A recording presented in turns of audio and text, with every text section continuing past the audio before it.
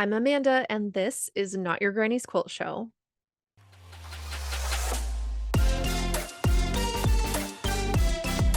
Welcome to today's show. I'm very excited to let you know that I have Tara Evans of Taralee Quiltery on the show today. She is such a cool quilter. She designs amazing, unique patterns. She comes from an art background, and so she really tries to use those concepts in her quilts, and it comes through beautifully. I don't know if you've ever seen her work. If not, go check her out. She's at Taralee Quiltery on Instagram. She's linked in the show notes below, so check her out. This episode was really fun. She had reached out to her Instagram followership for kind of questions or topics that people wanted to hear about. So we actually went through some of those for you guys. And anybody that was mentioned or that brought up a question, I'm going to also have them tagged in the show notes so that if you want to check out their pages or you resonate with kind of their question or want to find out more about those people, you can. And it was just so fun. We talked from everything from like shipping as a small business to like the patriarchy. So um I hope you guys enjoy this episode and let's jump into it. Howdy there. I'm here to do a shameless plug for my Patreon page. Have you checked out patreon.com/slash not your granny's quilt show? Well, if not, you should.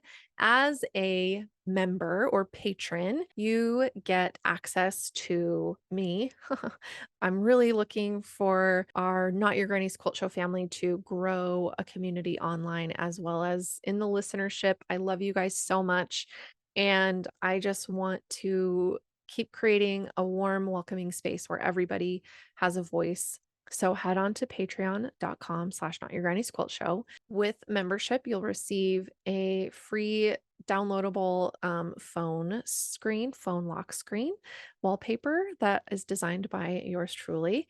If you are in a paid tier, when you first sign up, you'll receive a Not Your Granny's Quilt Show logo sticker sent right to your door, and you'll get early access to the episodes as a paid patron. So, whether you paid or not, you still get access to me, you get access to the community, and there's some really fun stuff being shared over at Patreon. So head over to patreon.com/slash not your granny's quilt show and check it out today. Have you grabbed your Not Your Granny's Quilt Show swag yet?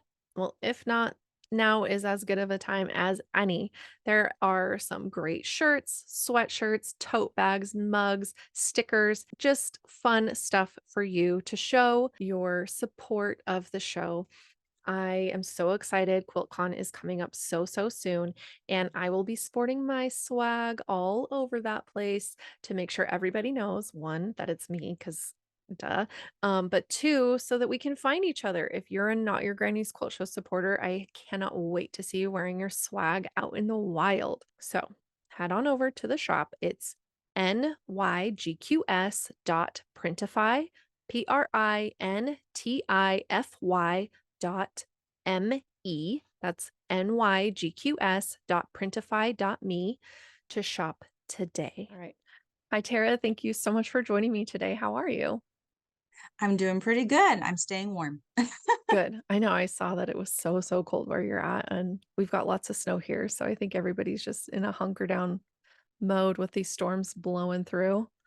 I know, right? I feel like the cold is like descending from the north. I feel like it's like that movie The Day After Tomorrow where like everything freezes for like 36 hours or something and then the whole world has to start over. Yeah, Yeah. that's what it feels like. Oh my gosh. Hopefully it's not that bad. It's yeah, it's been crazy. But anyway, well, so funny that like we have a connection because you grew up kind of where I am from, where I live, and we found out we have like some mutual connections from high school choir, which was like so funny to me. But I know, right? In the shower this morning, I was trying to remember because we went to rival high schools and I mhm, think you're 1 year older than, did you graduate in '04? mhm. Yeah, so I graduated in '05. Okay. But yeah, I was trying to remember who I knew from your high school. Yeah. I don't know, yeah. Yeah. We Yeah. could It throw was names around later, but yeah, it's yeah. kind of funny. Like I'm pretty sure we probably rubbed shoulders and never knew. Yeah. I know, right? Well, I just think of, like, all the things that our schools and our choirs did together, just, like, all the events and different like, we had, the Christmas retreat, so in the fall, we would always, like, cross paths with the other high school choirs as we like, one school was going up, the next was coming down, but as we had overlapping times, we would all practice our Christmas concert together, Yeah. and, like, Was that in, like, McCall or yeah. Cascade or whatever? Yeah, it was Yeah. in McCall, Okay, yeah. yeah. Yeah, yeah. So, just those times of, like, where we had moments to, like, cross paths or, like, doing the Christmas concert with all of the high school choirs and Yeah, at yeah. at the university campus was I don't know, such good memories. So, like, it was just so funny when you were like, "Wait." I know, right? Well, our voices are together again. Yeah, There you go. so exciting. I don't sing anymore. Teaching ruined my voice. Oh, man. I Yeah. still sing, but it's just at church, you know? Oh, nice. Yeah, Yeah. but my kids are super musical too, so now Oh, I'm transferring all of my excitement into what they're doing now, so, perfect. yeah, yeah. Perfect. Yeah, I my boys don't really well, they love music, but my youngest tries to he's tried to play a couple instruments here and there, just, like, goofing around with his friends in the garage kinda thing, but, Mhm. yeah, nobody else. I was the only one, but it's just kind of funny, and, like, it was such a huge part of my life, like, it was so important to me Oh, yeah. in that time, like, it was a network of people I had that were helping I don't think they knew they were helping me, but they were, and it was just Yeah, kind of a tough spot for me, so, yeah, um, it's just I really hold it near and dear to my heart, so it's just kind of fun yeah. I blast from the love when past. that happens. I love when, because like, the whole like, Boise, even, like, the Treasure Valley area, Mhm. everybody was so into choir, like, the choir program is so huge there. Yeah. And I love when areas get really into something, you know what I Mhm. mean? And Yeah. the youth really get into it, and I think it's less about, like, the actual, like, thing that they're doing, like singing or whatever, but it's more like you said, it's more about, like, that crazy, like, you're really into your community and you're Mhm. being taught by really inspiring adults and, like, Yeah. that kinda thing, like, it's so pivotal for a teen, I think, to experience that. Yeah, absolutely, and it was such a welcoming space, like, it didn't really matter what else you did outside of choir, but once you were in that room, like, you were just you were just one of one of the group, and it didn't matter, and it just felt really cool, so, yeah, such a fun experience and so fun to have that connection, and I think, unless someone else has experienced that, they just can't really understand what it's like, and so Yeah. to, like, know someone else, like, one of my other close friends, like, she was also in choir in high school and college, and so she knows, so we kinda nerd out together on certain choir-y things, like, Yeah, yeah. things of the time too that were, you know, like Josh Groban and Yep, I remember that. those were the times, right? But anyway, Mhm. well, instead of choir, we're here to talk about quilting. Yes. So, let's get into that, but tell me, like yeah, we, like, kind of ghostily crossed paths in high school, but I know nothing about you, so I feel like except, the few things I've seen on Instagram, but, like, Yeah, I wanna know how you got into sewing and quilting and yeah. where that became a thing for you. I know, right? Who would have thought? I never would have thought. But, like, so, along with being a super choir nerd, I was just, like, a crazy artsy fartsy girl, so I was Mm, just always in the art room or the choir room. Those were my 2 spaces. I also loved, like, in high school, I really loved math and calculus, like, I was kind of a nerd in that way. mm. Um, Funny story, like, this couple months ago, I finally got diagnosed as an adult with ADHD, Oh, and now as I, like, look back retrospectively, like, yeah. at, my experience in the school years, it makes so much sense because in high school, like, I would take summer school Mm, on purpose to take the boring classes and get them out of the way. So I would Mhm. always take English and history and health and government or whatever in summer school, so that during the school year, I literally just had like two art classes, two choir classes, AP physics, AP calculus, and that was it. You know what I Wow. mean? So Yeah. I just had the classes that I loved and I excelled really well at those. And Yeah. and now knowing now that I had ADHD, like that's what I was doing. I was getting rid of the stuff that didn't interest me. And Right. I hyper focused on what I loved. And Mhm.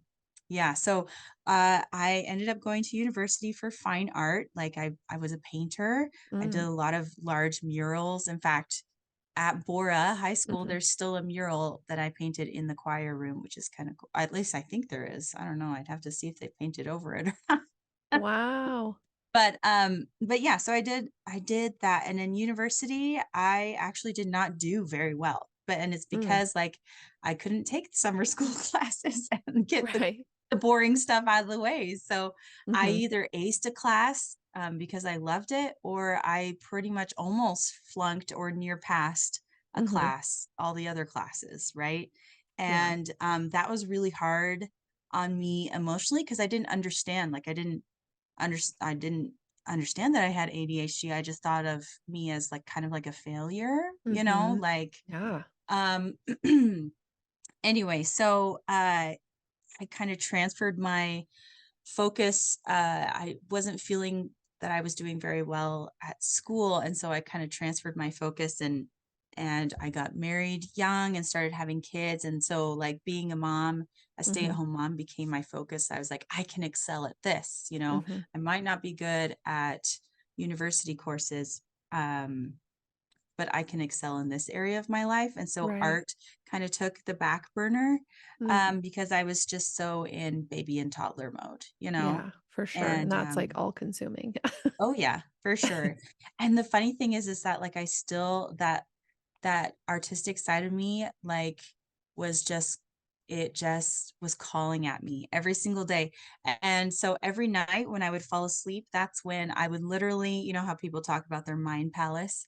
I Mhm. would close my eyes and I would walk into my art studio and I would Mm. literally create as I was falling asleep. Yeah. Oh And I my would just gosh. kind of think to myself, like, one day, one day, one day, I'll get back to this. Yeah. Um, and so when my youngest was finally like about 4 and she was pretty self-sufficient, I was like, okay, I can finally start doing something. I had like dabbled in little things throughout the years. I got into cake decorating. I did a lot of photography for weddings and family portraits, and Mhm. um I did calligraphy, like hand lettering. Mhm. Um, and so I actually started an Instagram account back in the day called Taralee Calligraphy. Mm. And and it kind of rhymed. And my name's Tara, my middle name's Lee, Tara Lee Calligraphy. Yeah. And so that was kind of my outlet for about a year. And Uh-huh. then my youngest turned 4, and I was like, okay, now what do I actually want to do? Right. Um, I eventually settled on quilting, and I'll get to that in a second, but Yeah. that's how I switched my Instagram tag from Taralee Calligraphy to Taralee Quiltery. Okay. Kind of a funny word. People are like, "What's quiltery?" And I was like, "Well, think of it like a bakery, but for quilts." You Yeah, know? yeah. Yeah, I thought it was so clever because, you know, you can only have so many plays on the word sew or quilt or, Yeah. Oh, you I know. know, and, Yeah. so seeing quiltery, I was like, "Ooh, I like this." Oh my Because it goodness, is, yeah. it's like a fun play on the word, and it is, you're making, you know, a place where you make baked goods is a bakery and it's like a Yes, place where you make exactly. gorgeous quilts is quiltery, so it make total sense to me. Yes. Well, thank you. Thank you. For sure. Okay, so how I actually got into quilting, I was living in Nova Scotia at the Mm, time.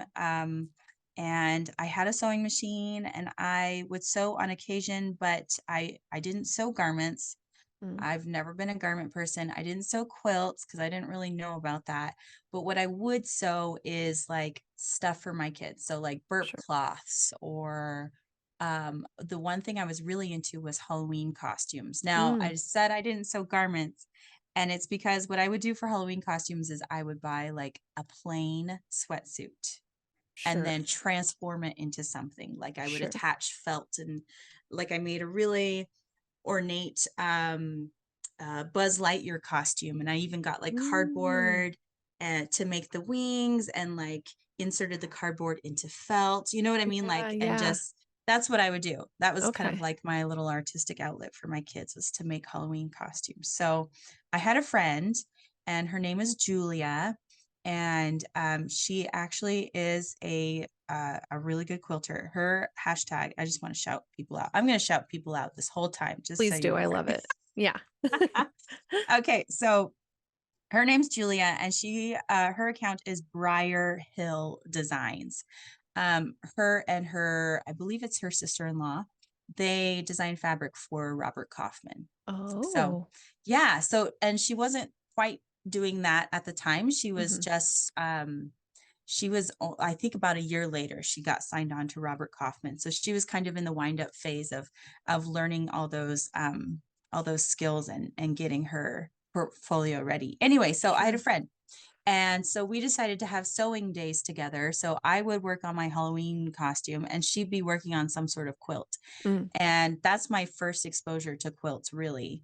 Wow. Besides like I have memories as a kid going to church activities where all the ladies would be sitting around a big quilt stand thing, and they'd be Mhm. yarn tying. Do you remember the Mm. yarn tying? Mhm. And Yeah. as a kid, you would like sit underneath and like you would be the one who would do all the middle yarn ties because you'd be underneath the quilt. And anyway, I remember that was my idea of what quilting was, Yeah. really.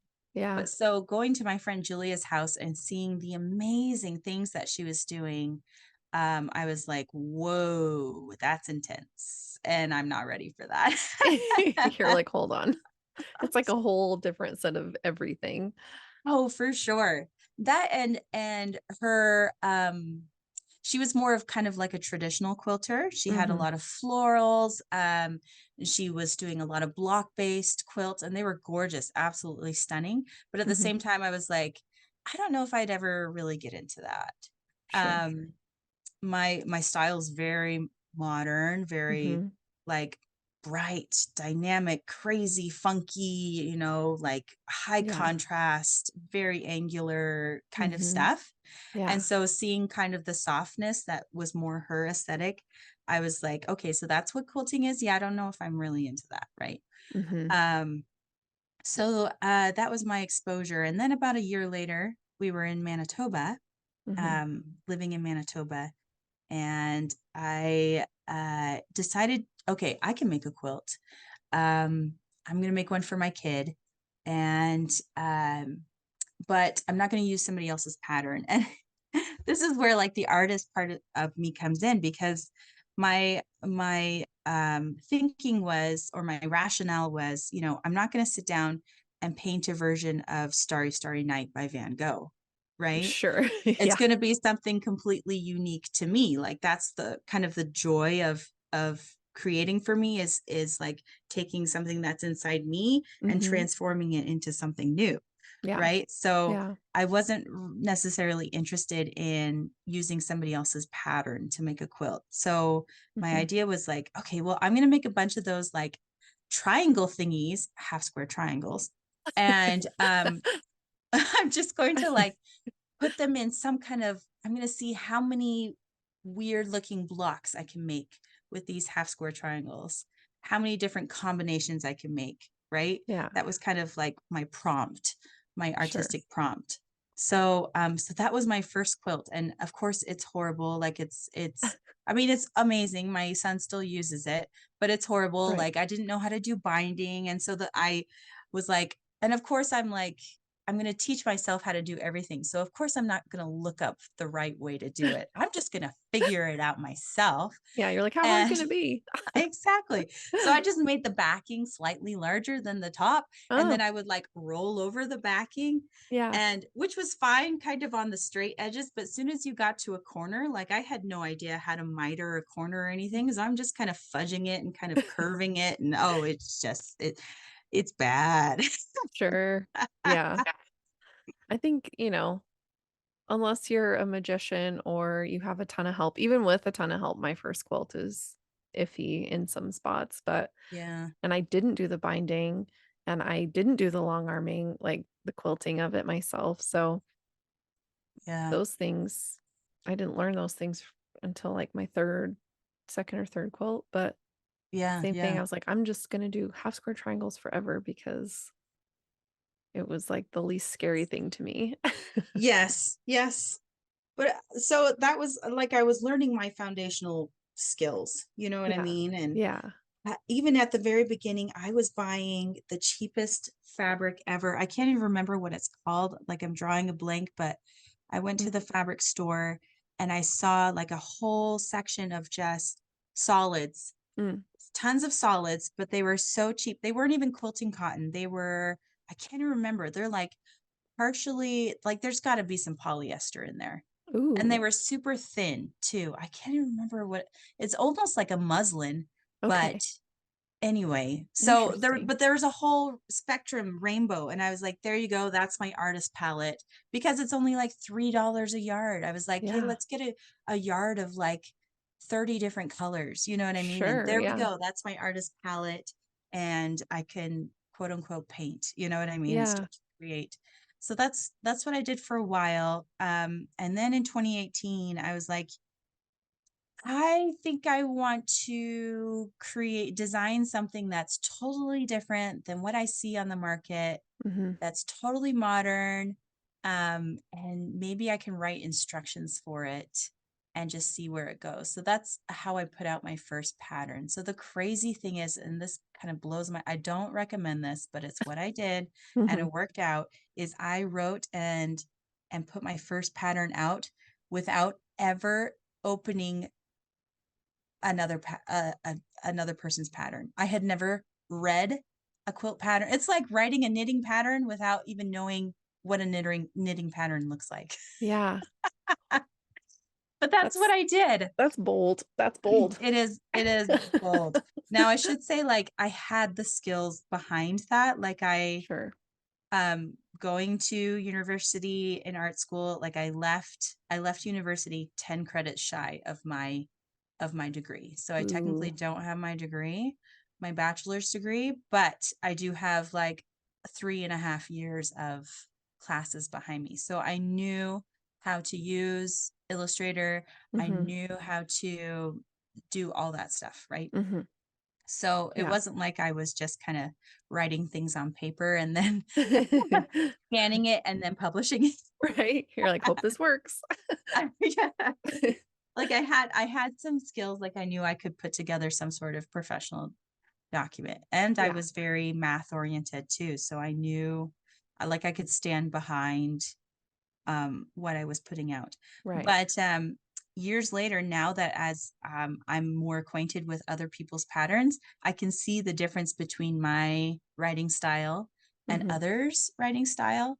I Mhm. feel like I was one of the first people to put out coloring pages, and Mm. that was like from day one. That was part of my thing. Mhm. Um, and just like cutting instructions are slightly different for me. They're more like I put out like I put out a diagram of the entire width of fabric and Mhm. where everything fits in, Yeah. right? Like there's a picture to that. It's not just words like cut this, subcut this. Yeah. I'm very visual, so Mhm. um that's kind of my style.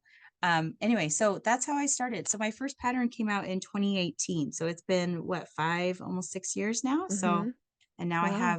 I'm working on my 22nd pattern, which is exciting. But Wow. That's so anyway, so cool. that's how I got started. I would say my style, like I mentioned before, I feel like my designs, like, they're showstoppers. Like, they're Mhm. very dynamic and bold and, like, Yeah, yeah, they're meant to be showstoppers. They're not necessarily meant to be quilts that you put on your bed. Like, they're not very home decor, kind of, um, calming. sure, sure. They're more like, "Dang, whoa, that's amazing," right? Yeah, So, high visual impact. yes, high Yeah, visual impact. Yeah, yeah. So, that's so kind of my cool. style. I Yeah, love it. Well, because 'cause they're and you pieces of art. They're pieces yeah, of art, right? they So, truly are, and, yeah, um, I loved, like, recently you just had, because Starry got finally launched as a Ruby Star Basic, and I'm just over the moon about it, but you were putting together finally, geez, kits I finally. know, you were putting together kits for your patterns, some of your patterns based on movies, and so you had people choosing kind of, this or this, and it was Mhm. so fun to see what came from that because just the mood of the movie was just like, "Yep, that's it, that's the one," you know? I don't know if Yeah. I voted on every single one because I was like, "I don't know, I can't choose," but I feel like everybody got the assignment. Like, the assignment was Mhm. understood, and what was presented, I felt good about. I was like, "Yes, I can agree with all of these," and Yes. so I was like, "I let the public speak for me too," but, um, just such a fun concept, and yeah, the visual impact that your designs have, I feel like is more just from what I can tell, I have not made one of your patterns yet, but I Cameos keeps popping in my head because 'cause I'm like, "I Oh, really wanna yeah. make that," because I really I want wanna to, see like, you do custom quilt. I know, well, and I wanna see you do a Cameos T-shirt quilt. 'Cause that was one of the concepts behind having that large oval. I was like, people Yeah, can do a T-shirt quilt, or they can do, yeah. like, some sort of crazy custom quilting mandala in that Mhm. you know what I mean? It's Yep, like that was, yeah. like, immediately what popped in my head because the long arming is my favorite part of the whole process, and Mhm, just, like, there's a million things you could do with that, just like, the T-shirts, that would be so fun for, like, if you have, like, band T-shirts from concerts that you've been to or, mhm, a yeah, specific kind of I mean, well, you could do whatever you want, but there's just, like, ideas that keep ping-ponging in my head just at the moment, but anyway, yeah, yeah, because I love getting, like, concert T-shirts, and I have so many now, and I'm like, "What am I gonna do with all these?" I wear them, but, yeah, yeah, eventually I won't probably, but yeah, I'm like, "I'll just make a quilt out of them eventually," like, that's kinda yeah. why I started collecting them because 'cause I'm like, "I'll want a quilt out of these one day," so, Oh, for sure. anyway, yeah, that would be super fun to It make a would t-shirt be. quilt out of that, and Yes. anyway, so I appreciate your style because I don't wanna, like, say this in a disparaging way whatsoever because I don't design quilt patterns, and so I don't feel like I Mhm. necessarily have a huge leg to stand on Yeah. in saying this, so I hope people take this with, like, a grain of salt in the sense that, like, it feels kind of stagnant out there Mm. in Yeah. the quilt pattern world, and it's like, I love what I see, but it all kind of started to feel the same there for a minute, like, Mm, everybody's mhm, patterns seemed really similar, mhm. Yep. and not that they weren't, different from one another but Yes. Yeah. everything started to have kind of the same feel to it, Yes. Yep. and, um, I don't think that any of yours ever fell into any of those categories, and Yeah. um, so I appreciate that you've stuck to what you want to create. You've Yes, stuck yes. to what is important to you in creating art, and that's why your patterns stand out because Mhm. they're yours, they're you, they're not some trend, they're not Mm, mhm. um, someone else's idea of what a quilt should look like. It's your Yes. idea, and so I Yeah. really appreciate that about what you're making and putting out into the quilty world because there's a lot of voices out there, and I like to say, and I like to try to stand by as much as I humanly possibly can that I believe there's a voice for everyone, and, Mhm. Yep. um, so making space for that and allowing for it and not shutting down something that isn't on the exact trend of the moment, like, Mm, mhm, mhm. I think Yep. is where I'm at, but anyway. Yeah. I have 2 theories about that. Yeah, I think it's because didn't I wasn't a quilter turned designer. right. I instead was like an artist who eventually became a quilter. So I came with I didn't come with all of these quilt blocks already downloaded in my head. You know what I Right. mean? Mhm. And so those kinds of things wouldn't even come to my mind and until I was exposed to them, right? Right. And then my second theory about that is once you really get into the quiltiverse, like it's very immersive, Mhm. and the bad thing about that is that you don't expose yourself to outside sources very much. And Yeah. so of course all of your I mean, if all of your inspiration is in the quiltiverse, then the designs you're going to come up with are already there. You know what I mean? Right, yeah. So you have to start, I mean, as a designer, you have to start following non-quilting accounts. You have to, Mhm. start following architecture, start following, you know what I mean? To kind Mhm. of break your brain out of, what can I do with an HST? Yeah. Yeah, right. Oh my Right? god. As I'm sitting on a Yeah. quilt of HSTs, I turn them into hourglass, okay? I did something different. Yes.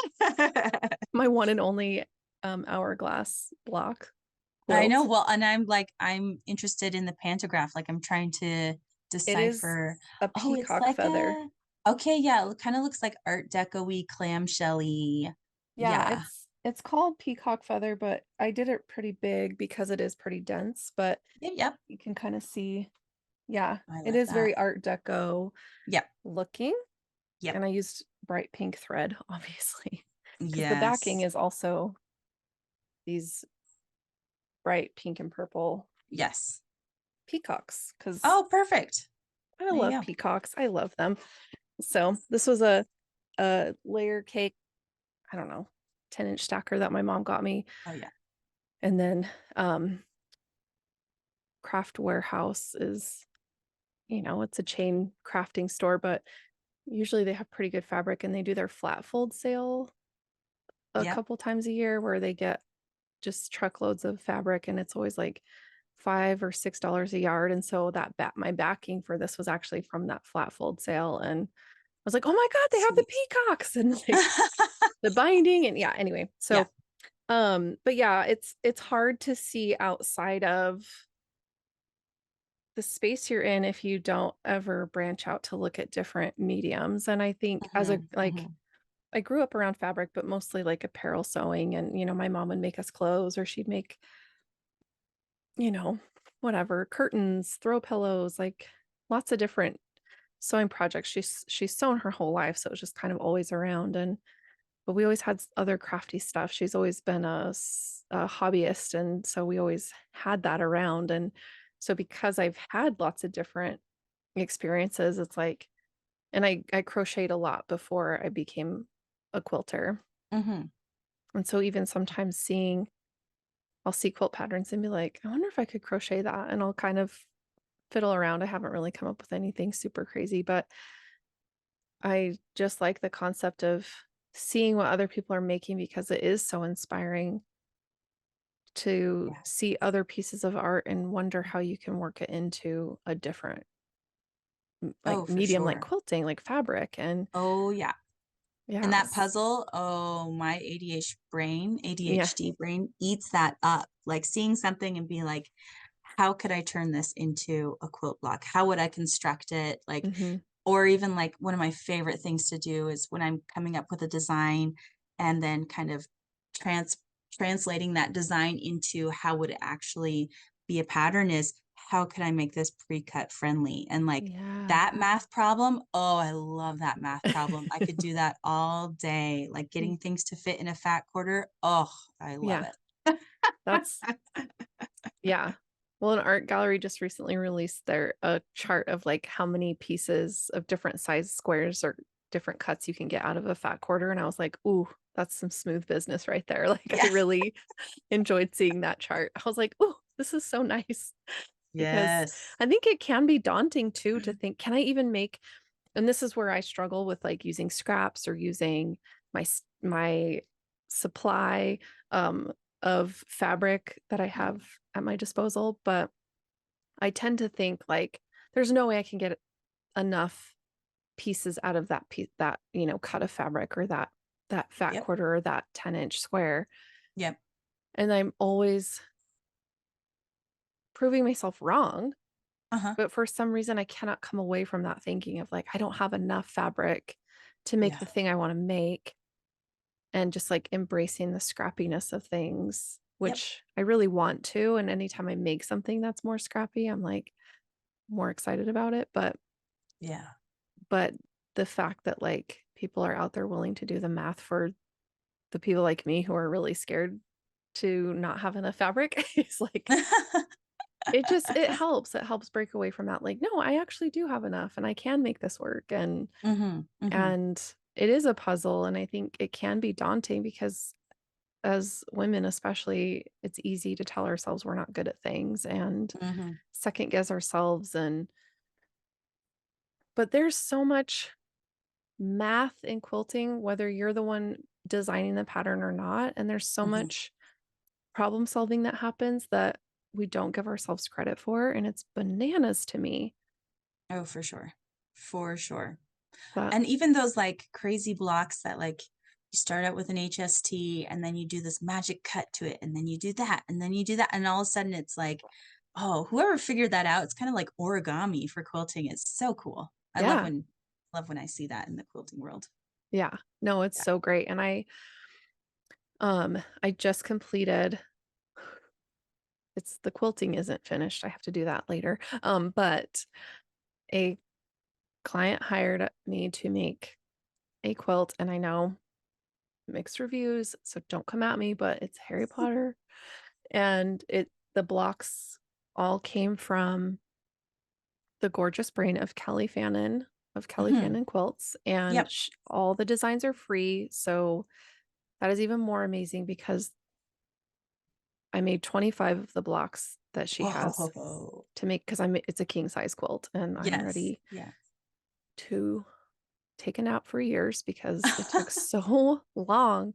But Oh, I'm just the sure. fact that she figured out how to make all these different little shapes and Yeah. all the cuts and all, like, some of the blocks had like over 100 pieces in them. Like, Yes.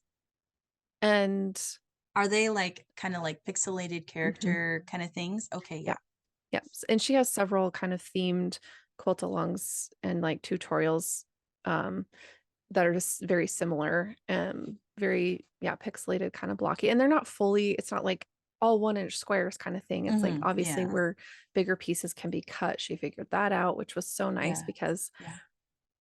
um I made a quilt based on Zelda, my mom and I Yeah. did. And that was, we had to figure out where we could cut longer 1.5-inch strips Yeah. versus just Yeah. making everything a 1.5-inch square. But Yeah. anyway, and just some, yeah, like there's one of the Kelly Fannin blocks is if anybody knows Harry Potter at all, but like in one of the um books, Ron takes a magical car that his Mhm. dad had, and it Mhm. flies, and he took it to go get Harry because his aunt and uncle had locked him in the house and put bars on his window so he couldn't escape. And Yeah. so they flew the car to go rescue Harry, and then it Yeah. ends up crashing into the Whomping Willow at Hogwarts. Oh, And yes, yes, so yes. the block is the car like at an angle in the Whomping Willow. So there's like these kind of tree What? branches. Yeah, I would have avoided that. I would have been like, "Yeah, I'm gonna choose a different scene." That's crazy that she tackled that. Yeah, and honestly, and in her, because every block has her own little kind of blurb at the beginning, and she was like, "This was a doozy. Yeah. Just take it slow. I promise everything is straight seams, like it'll be okay." But there was like a lot of Yeah. snowballed corners in this quilt. Let me tell you something. Yes. So many seams. It's just the top alone without the border on it weighs so much. I was like, okay, this quilt is gonna cost $1,000 to mail. Anyway, so I just really admire people who are kind of making things that are unique and different, who Yep. figure out all that hard work for those of us who just want to make stuff. And it's a big deal. It's a lot of work. So thank you. I'm gonna clap for you right now. Oh, And oh, geez. it just contributes to, I think, just keeping the momentum going of people trying new things. And if they see a Mhm, really mhm. interesting thing they want to make and they've got some skills under their belt, it seems less Yes. scary to tackle when it's like, okay, I can just make this. I don't have to like be the one to create it. Yes. So, Yes. I but love that. Ay, ay, ay. Okay, yeah. so I actually have an idea. So, Okay. I asked my followers on Instagram, well, Hmm. the few, the like 100 that see my stories because the algorithm is stupid. Yes. Anyway, but I asked them what they would want to hear on a quilting podcast, and I got some good questions. So, Okay. Yeah. Let's cover those. You sent them to me, and I am really excited because there's some really like poignant points, poignant oh yeah. issues, and things we can talk about. They're a little more lighthearted, but so I don't know, whatever you want to start with. Like, I am totally down for all the doozies. Like, if okay. people know me, well, and like one of my favorite sayings is like, and I kind of give this title to myself is I'm the radical quilter. Mm, Like, I'm radical, right? So like, I'm yeah. not afraid to go there. Um, yeah, Yeah. and I want to see change in certain areas. Anyway, Sure. okay, Sure. but I do want to add a disclaimer that like I'm only speaking from my experience. So when I answer these questions, I'm not speaking for the whole quilting community. I'm speaking for my Yes. very small niche as a Yes. cisgendered, straight, you know, middle class white woman, right? Yes. So, Yeah. No, same. Totally. And it's like, I don't ever want anybody to think I'm trying to speak for them because, yeah, no. like, Mhm. nope, I can only speak to my own experience. So, yeah, disclaimer, we're not making blanket statements for anybody. No pun Mm-mm-mm. intended. Yeah. So, yeah, Okay. my experience might be totally different than yours. Totally. Sure. But I do have some experience, and that's what I kind of want to share. Okay, so the first question that I want to, and I kind of put these in an order. Hopefully, they'll kind of like transition one to the next. But Sure. this one was asked by Mija Handmade, so it's Mm, Mija dot handmade. mhm. Um, she's awesome. She's a fellow designer, and she's actually going to be my roommate for QuiltCon. So I'm excited about that. It's Fun. my first time meeting her too. So it's like, hi, hey, you want to share a bed together? I mean, Right? hopefully I don't snore. We'll see. Okay. Yeah.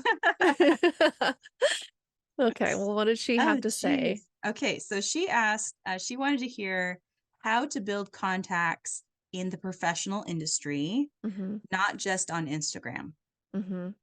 Okay. So, and I think Yeah. this speaks to kind of our generation. We're very Instagram heavy. Yes. And so she's kind of wondering, as a quilty business, how do we build contacts outside of Instagram? So Yeah. I kind of broke this up into two: first, personal contacts, and second, like professional contacts. So first, personal, get into a guild, Mhm, and it doesn't even have to be an in-person guild.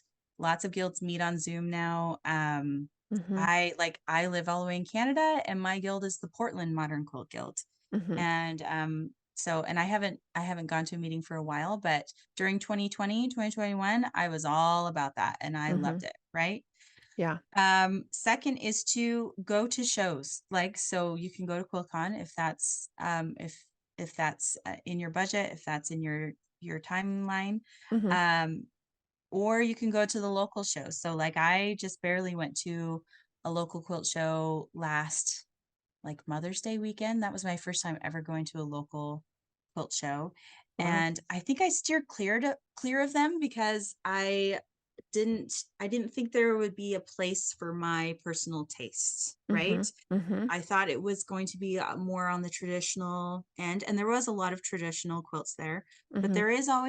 there's an emerging pocket Yeah. of modern, Yeah. and you tend to flock to each other and you're like, oh my gosh, right? And so Yeah. then you're like instant friends. Mhm. And so that was my experience at my local show, and so I highly recommend that. So Yeah. start going to those local shows, those county fairs or state fairs or Mhm. whatever, and find your niche there, because there's going to be someone there. Yeah. And then the second thing I suggested is like be part of Facebook groups. Mhm. So I know, like, I think you're the new moderator for Seam Ripper Society. I am, I'm one of the new ones. Yeah, so that's a good Facebook group, and there's probably others, and there might even be ones that are local. Mhm. So if you are really itching to meet people, have an IRL quilting friend, Yeah. Facebook groups is a good way to figure out who quilts in your area. Yeah. You know? Yeah. Well, and I think too, Yeah. because I'm in a bunch of different ones, like young and millennial quilters is one that's really fun. And Mhm.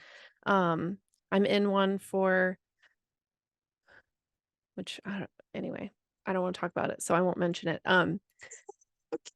But and obviously Seam Ripper Society, because I Mhm. am a new admin for them, but I strongly believe in the mission of that page and Yeah. just to be an open learning environment for quilters of varying stages. And Yeah. Yeah. um anyway, but a lot of times there's people and they're like, "Hey, I'm in this area. Is anybody close by? Could we do like" sometimes people will plan a meetup even if they're a couple hours away from each other, but they'll Yeah. plan a meetup and if there's like a spot in the middle where they can meet or, whatever.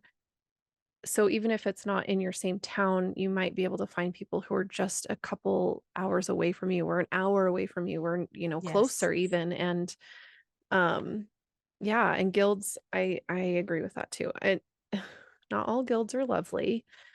Yeah. Um, I have been lucky to and getting involved, I think you can't just show up and leave and expect some magic to happen. You have to be willing to like volunteer with the guild and join the Mhm. small groups and Yeah. participate. And that's where I found my footing in my guild as I stepped up and joined in a sort of board member role, but not really a board member. I'm like a subcommittee of a subcommittee kind of thing, but Yeah. it was low stakes, but also a way for me to get in. And now I've like got a great relationship with the board of the guild because I've Mm. shown up and I've been there and I've been a voice for my age group of Yes. people. Yeah. And not everybody's a grouchy granny. So not that all grannies are grouchy, but some of them are. And Yeah. There's a not couple out yeah, there in not every guild. everybody's yeah, yeah, yeah. But Yeah. yeah, and let's see what else. And now you have that in your tool belt, like, you have that committee that you Mhm. can call on and, like, help further your Yep, whatever it is. So that's another thing to think about, like, professionally, if you're a business, absolutely. getting guilds, as one of your tool belt on your tool belt.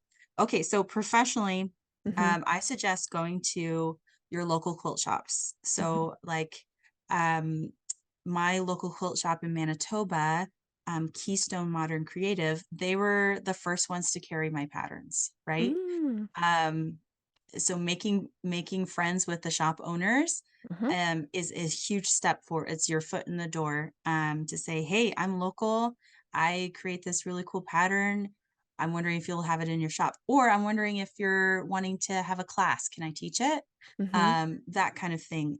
That's a great way to put your foot in the door, and then that leads to bigger things. So for instance, like, a quilt shop owner might know somebody in the industry, like, hey, I know the president of Grace Company, how would you like to, I can see about you becoming an ambassador, or like, yeah, I know the owner of this website, equilter.com, so she got me hooked up with equilter.com, so they carried my patterns for a while, and that was my wow, first, like, wholesale, kind of thing. Anyway, yeah, so that was a great way, is just to start learning who's in the industry, and then they mhm, know other people who are in the industry, right? right, So, right, um yeah, so and then, like, going to quilt shows, like, go up to the booths mhm, and, like, talk to the people mhm, and, like, talk to the publishing companies, and just get some general info, like, that's a great way,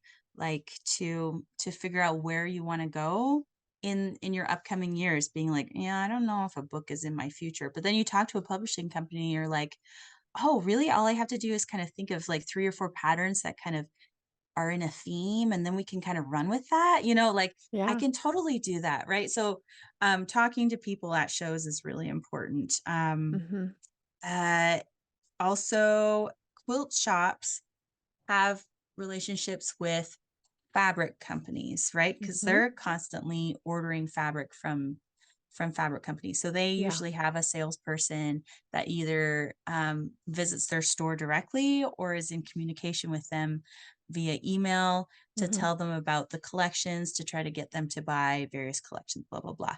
So Yeah. if you know the shop owner, you can get to know the salesperson and then you might be able to be carried by that fabric company, right? So Right. there's ways of getting your foot in the door. So I suggest doing that for Yeah. sure.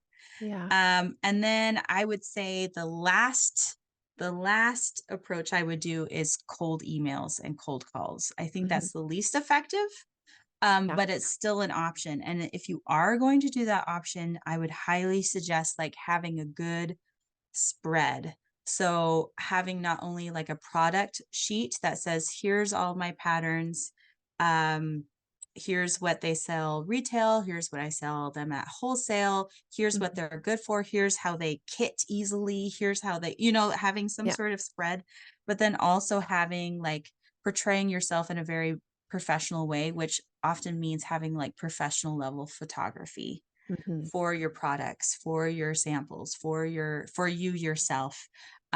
Just to kind of say, hey, I'm really professional at this. You're gonna want to work with me, right? Yeah. Yeah. Um, yeah. So I've sent out quite a few cold emails and haven't had very many responses, but occasionally you'll get one or two. And again, that puts your foot in the door and that leads to other stuff. Right.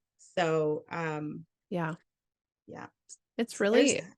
the relationships, I think, is where, and I think, which this is definitely a topic we're going to get into, but just as women, I think we're generally more hesitant to talk about ourselves or to promote what we're doing or um ask the questions that we have Hmm. about how we can be more in contact with different businesses or local, whatever it is, your guild or your even online. It's like, "Oh, I this is probably a stupid question." It's like, "No, it's not a stupid question." And if you don't tell people what you're doing, how are they supposed to know? And Hmm. so Yep. that was one thing like I definitely had decided when I quit teaching and started working in my quilting and long arming business full Hmm. time was I was like, I'm gonna tell every single person I can if it like isn't a weird, awkward, like, so anyway, I'm a quilter, like I have a business. Um, but I talk about it as much as I can. It's like even at the coffee drive-through, it's like, oh, what are you doing? Oh, heading to work. Oh, what do you do? And it's like, oh, I own a quilting business. And they're always like, what? I'm like, yeah, I'm a quilter. Hmm. And they're like, Hmm. "Oh my god," it's like they may not take a business card or it may not be for them, but it's like they just looked at me and went, "You make quilts?" And I'm like, "Heck Yeah. yeah, I make quilts." Like, "You can too if Yeah. you want." It's like it just you don't know, it might not become a business contact, but then you're Yeah. also putting it into someone's head that like, "Oh my god, that person who doesn't look like they maybe make quilts or, whatever, because we all have visual perceptions of or Right.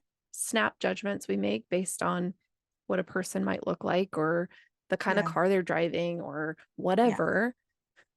Um, and so just kind of breaking that stereotype too is Oh, like, yeah, for sure. to me, more important than necessarily gaining a million business contacts. But the more you Mm. talk about it, the more you're in people's mind when it comes up. And it's like, I can't even tell you how many clients we've gotten because it's like, "Oh, I remembered you from this show or this craft fair or whatever, and I gave my card to or your card to my friend, and then Yep. that friend calls us and now we have a new job." It's like Yeah. trying to be in the places where you can be seen and where people obviously know what you're doing. So yeah, the quilt shops and the guilds and, Yeah. you know, I it's struggle. I still struggle, and I'm 6 years in, and Mhm, when people ask me, especially males, when mhm, people ask me what I do for a living, Mhm. My go-to answer is, "Oh, I have a home-based business." Mm. And then if they ask like, "Oh, what do you do?" or whatever, I have a hard time actually saying the word quilter Mhm. because I feel like they would think less or think it's Mhm. not as professional. And maybe that's me because I have a like a fine art background. Like Mhm. I feel, and this is just like, I think this, it has to do, it's historical. The domestic arts were always looked on less than the fine art Right. world. You know what I Sure. mean? Sure. Which Mhm. is completely unfair, but it's historical. So it's hard for me to say quilter because it's ingrained in me that that's a step down from artist, you know, Right. Sure. which is stupid, right? Yeah. I mean, I think in theory, like, we know it sounds silly and, like, we Mhm. know it shouldn't be that way, but it is. It's like, Yeah. if I had if I lead with, "Oh, I used to be a teacher, I have a master's degree," like, Yeah. I'm an educator, I've traveled and taught other teachers in a different country and, done these Yeah. things, and then I say, "Oh, but now I quilt full time." They're like, "Mm, that's cute," and I'm like, Yeah. "You," 'cause it's not any easier. Jeez. I mean, Yeah. no, let me back up. It is so much easier. I Mental health wise, I'm mental sure. health-wise, I can Yeah. breathe, I can Ooh. exist. That being said, there is still a lot of hard work that goes into owning a creative business. Whether Yep. I'm a stay-at-home mom or a single person just wanting to do something on my own and not fall into the status quo of just having a Yeah. super stupid job that I hate that makes me feel like garbage every day. Mhm. It's valuable, and I really hate that, like, there is such a down look, you know, on on domestic crafts because that's what they're Mhm. called, Yeah. domestic crafts. Like, Yeah. you're doing Yeah, and some that goes into, like, the whole argument of craft versus art and blah, right, blah, blah, and there's I mean, it's a huge spectrum. right, Yeah, on one end, you have a craft that's just it's a simple craft. On the right. other hand, you have, like, the craziest, most fine art piece ever, but there's not a line separating the 2, like, there's so much gray area, and Yeah, anyway. yeah. Ay, ay, ay. Okay, so yeah, back to sorry. Okay, second Back to building question. context. Okay. Yeah, so the second question, this one was posed by Christina from Kindred Quilt Co. And I Hi, think you've Christina. yes, I know. She's been on the show. I'm pretty sure I listened to her episode. I've listened to about 20. Oh, So yeah, pretty good, eh? only 70 more to go. No. I know. We're what, 70? I don't know, 70, a lot more. You've got more to Yes. go. No, I'm just kidding. Yes. I do need to listen to more because I find myself listening to the people I recognize because Mhm. I want to support them and whatever. I'm like, "Oh, there's my friend. I want to listen to her episode." Yeah, But I need to push myself. Like I said, you got to expand your boundaries and listen to other people's perspective that you aren't haven't been exposed to yet. for sure. Right? So I got to do that. Okay. Anyway, so Christina said she wants to know how selling wholesale with shops works. And I'm assuming Oh, she's talking about patterns. This is a new territory for her. I think she's yeah. 2 or 3 patterns in. Mhm. I don't think at this point she's to the point where she's printing patterns. It's still PDF at this point. So she's wondering, yeah, this is new territory for her. Okay, so Okay, I have lots of info about this. Okay, so perfect. I've separated it into kind of 3 different categories. There's the traditional way of doing selling wholesale to shops. There's kind of like the grassroots level, and then Mhm. there's the forward thinking level, Mm, which is like okay. in the future. But we'll Yeah. start with the traditional, and this is, I think, what has been most common in the past. Um, you have a large amount of patterns printed. So you order like 1,000 at a time or whatever, right? Mhm. Usually you have to have several patterns underneath your belts. Like you have to have a good library of, I'd say, at least 4 or 5 Mm. patterns. And you have to have good branding, like a professional website, and a dependable shipping system. So like if a wholesale company approaches you and says, we need 100 of these and 100 of these, you can get those out the door within 2 or 3 days, right? Mhm. Mhm. So that's the downside of going the traditional route is there's a huge buy-in, right? You have to have there's a lot of money you have to pour into getting to that level Right. without even knowing if they're actually going to carry you, right? So Right. that's really really hard. And and it's hard to get to that level and then go and approach the wholesale carriers or the fabric companies or the what are they called? They're like distribution centers. Mhm. So like so there's fabric companies and then there's like a distribution center and then there's the local quilt shop. Does that make Right. sense? Yeah. Mhm. So like oftentimes, so like for instance, when I order fabric, I order like Ruby Star or something. I'm Yeah. ordering from a company called Trentex in Okay. Canada. So there's Moda and Ruby Star, and then Right. they sell to Trentex, and then I order from Trentex. Does that make sense? Uh-huh. So there's different levels. And so your patterns could be carried by any one of those levels. Right. Um, yeah, so that's kind of the traditional route. Mhm. The grassroots route is, I think, more common today. Mhm. Um, um, at least, and this is the route that I took. I printed a small amount, and I approached my local quilt shop or my local quilt guild, like I said before, and said, "Hey, I'm local. Would you think about selling this here?" Right? Yeah. There are upsides to doing that. They you can display your own samples in the shop, right? Mhm. Yeah. Um, and that carries a lot of weight. And shops are more willing to carry your patterns when they have an amazing sample to go with it, because that sells kits. Yep. And we all know that shops make more from fabric sales than they do from pattern sales. So if they're willing to sell fabric with your pattern, they're a lot more willing to carry your pattern. Yeah. Um, so I do want to shout out some of the amazing shops that helped me get to where I am because they deserve a shout out. And if you're a Canadian designer or an indie designer like me, they're great shops to work with. So Keystone Mhm. Modern Creative, they're in Manitoba. They love Canadian designers and they love up and coming and emerging designers. Also, Piece Fabric Co. Piece as in like a piece of fabric. Mhm. Piece Fabric Co. Also a Canadian company. They love working with up and coming indie designers. Kendra's amazing. She is a good resource to have. You got to put her in your tool belt. Yeah. Quilting from the Heart. They're also a Canadian one.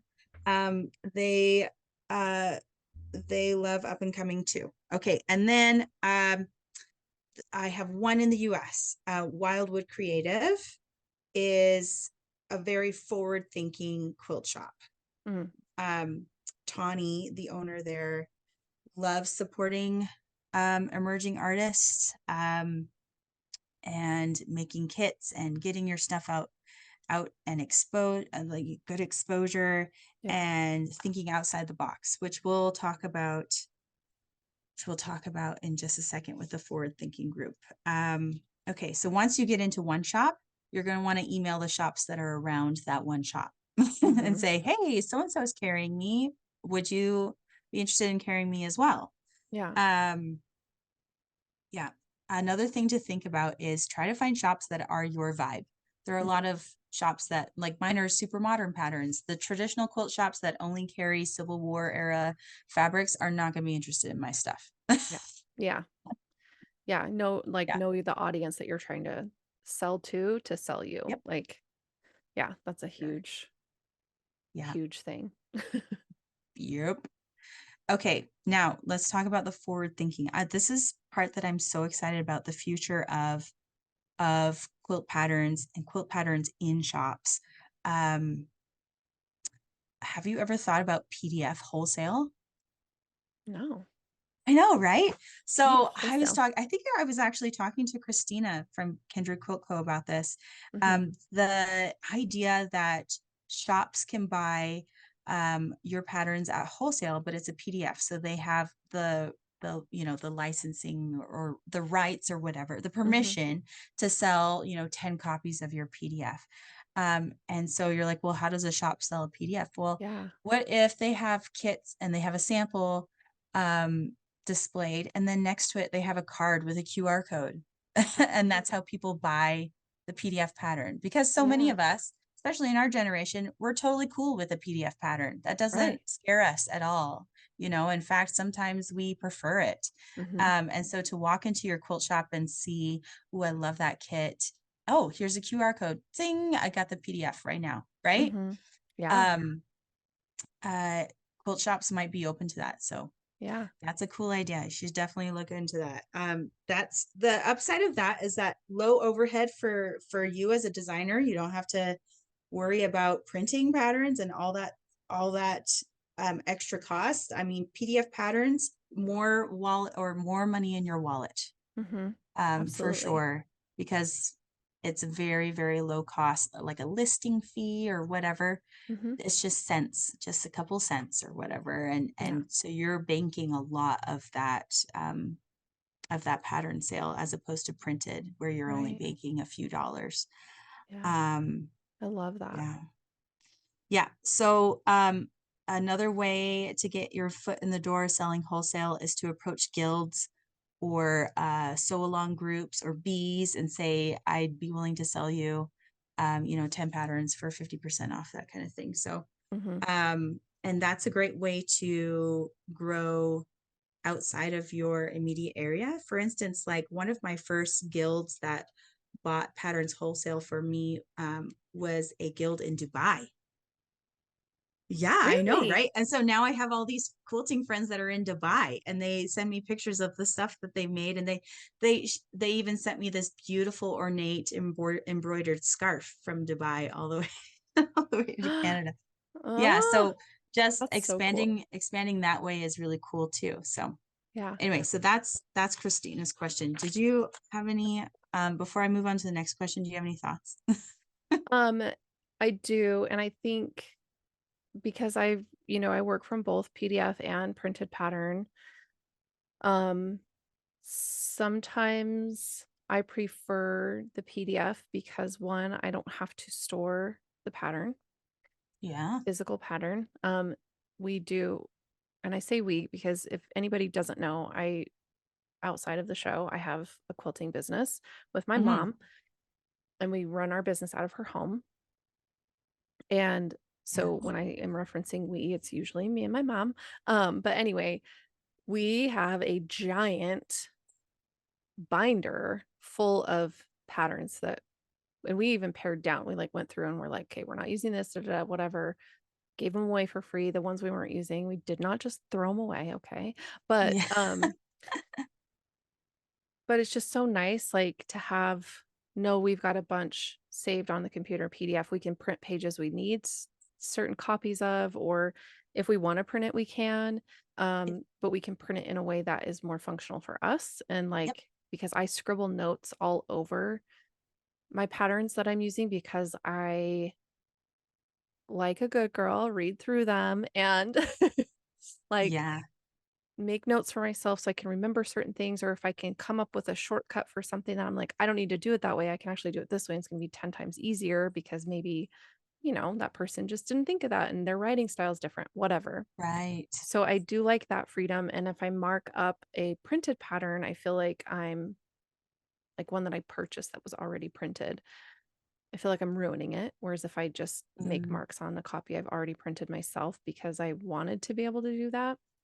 Um, anyway, so those are kind of just my quick thoughts on my own experiences, but I love your idea of a sellable PDF because not only could people access your pattern PDF if they don't want the kit mhm. still, but even if they want the kit, like, if a shop, sorry, let me collect my thoughts for just 2 seconds because this just popped in my head. So I Yes. worked at one of the local quilt shops here for a little Mhm. bit, and um just kind of getting to see some of the things that were going on, they sell a lot of kits there in that Mm, shop, and they mhm, make a lot of kits. And there'd be times where people would come in, they'd want the kit and the pattern, but we were out of the pattern. mm, And mhm. so and this is, like, what immediately popped in my head when you were talking about it, because I was like, "Oh my god, that would solve this problem."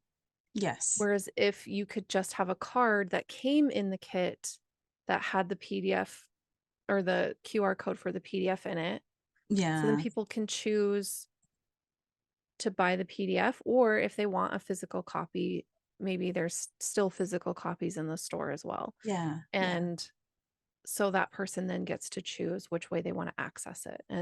Yep, And I love that concept because I think the more accessible we make quilting, the better, because um the more I dive into my own privilege and my own, ease of access to things, yep. um, the more I realize how inaccessible quilting can be for a lot of folks. And so Oh, for sure. the idea of adding a level of accessibility to me is so meaningful because it Yeah. acknowledges that not everybody can use a physical copy Mhm, or wants to use a physical copy. mhm. Um, but it is forward thinking because then it's less waste on people who don't want the physical copy, you Yeah, know?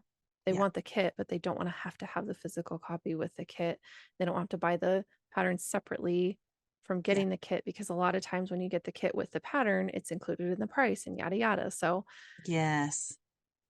hope Yep. that made sense. Sometimes I Yeah. just say a lot of words really fast and hope for the Oh, best. But mm. I love that. I really And even if you're like, say, like you're an online fabric shop, you don't even have a brick and mortar shop, like mhm, working with a designer to have the pattern on your website, mhm, in addition to, their website. yeah, Um, yeah, options. Got to think outside the box. I'm excited for that forward thinking, yeah. how it's going to shift. But yeah, quilting it's, oh my goodness, it's expensive. Okay, so this leads to perfectly to the next question. Okay, great. Okay, this one was from Tori at Mountain Air Handmade. So it's spelled MTN. So it's like mountain but shorted. Mhm, Air, AIR, and then handmade. Um, Love her. Totally should follow her. She's tested for me, and even I think she even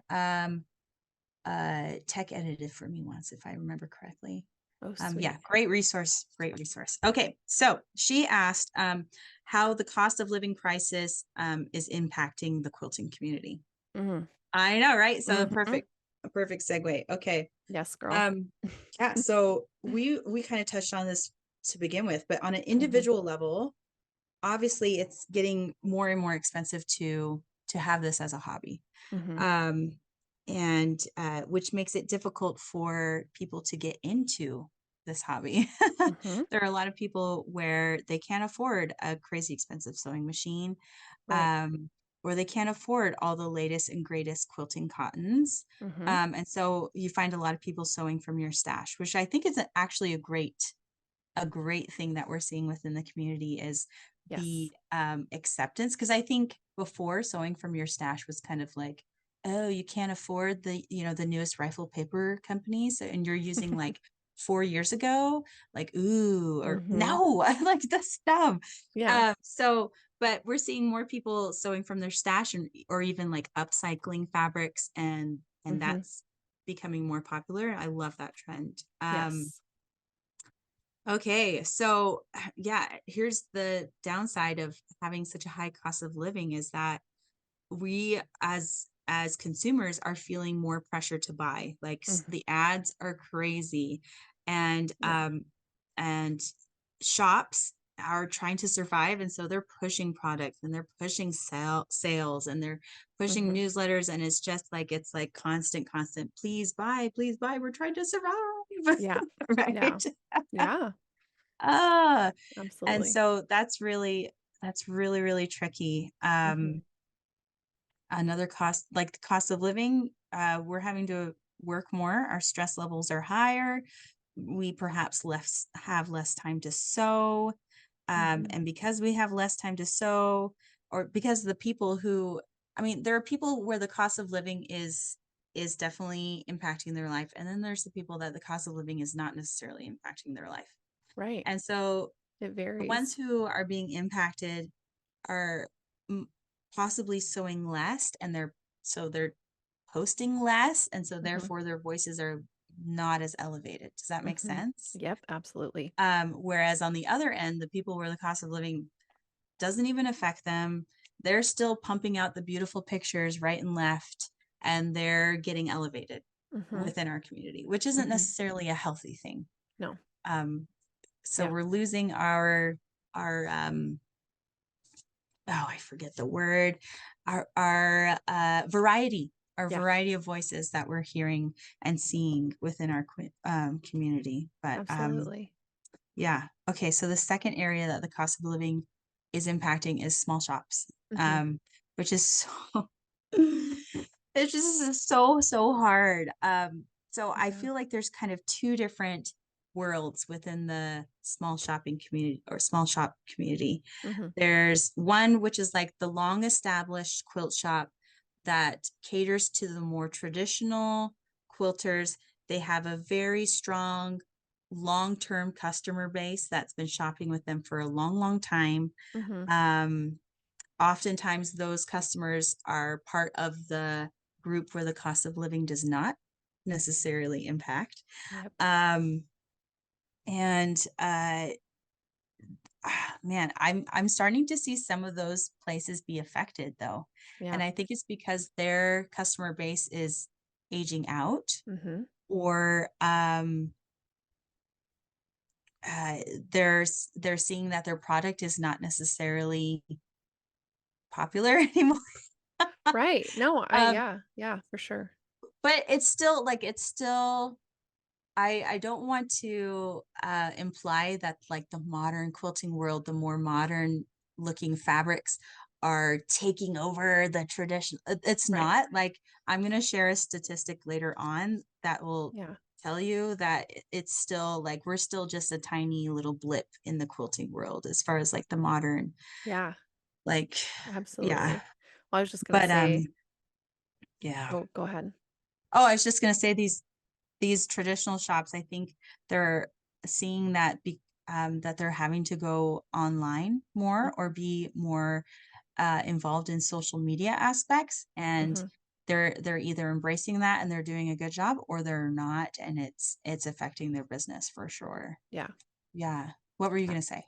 I was just gonna say, just kind of because you had shared some articles and statistics with me, and just one of the things that I noticed, which I'm sure you're gonna bring up too, is just the average demographic of quilter isn't Oh really yeah. changing.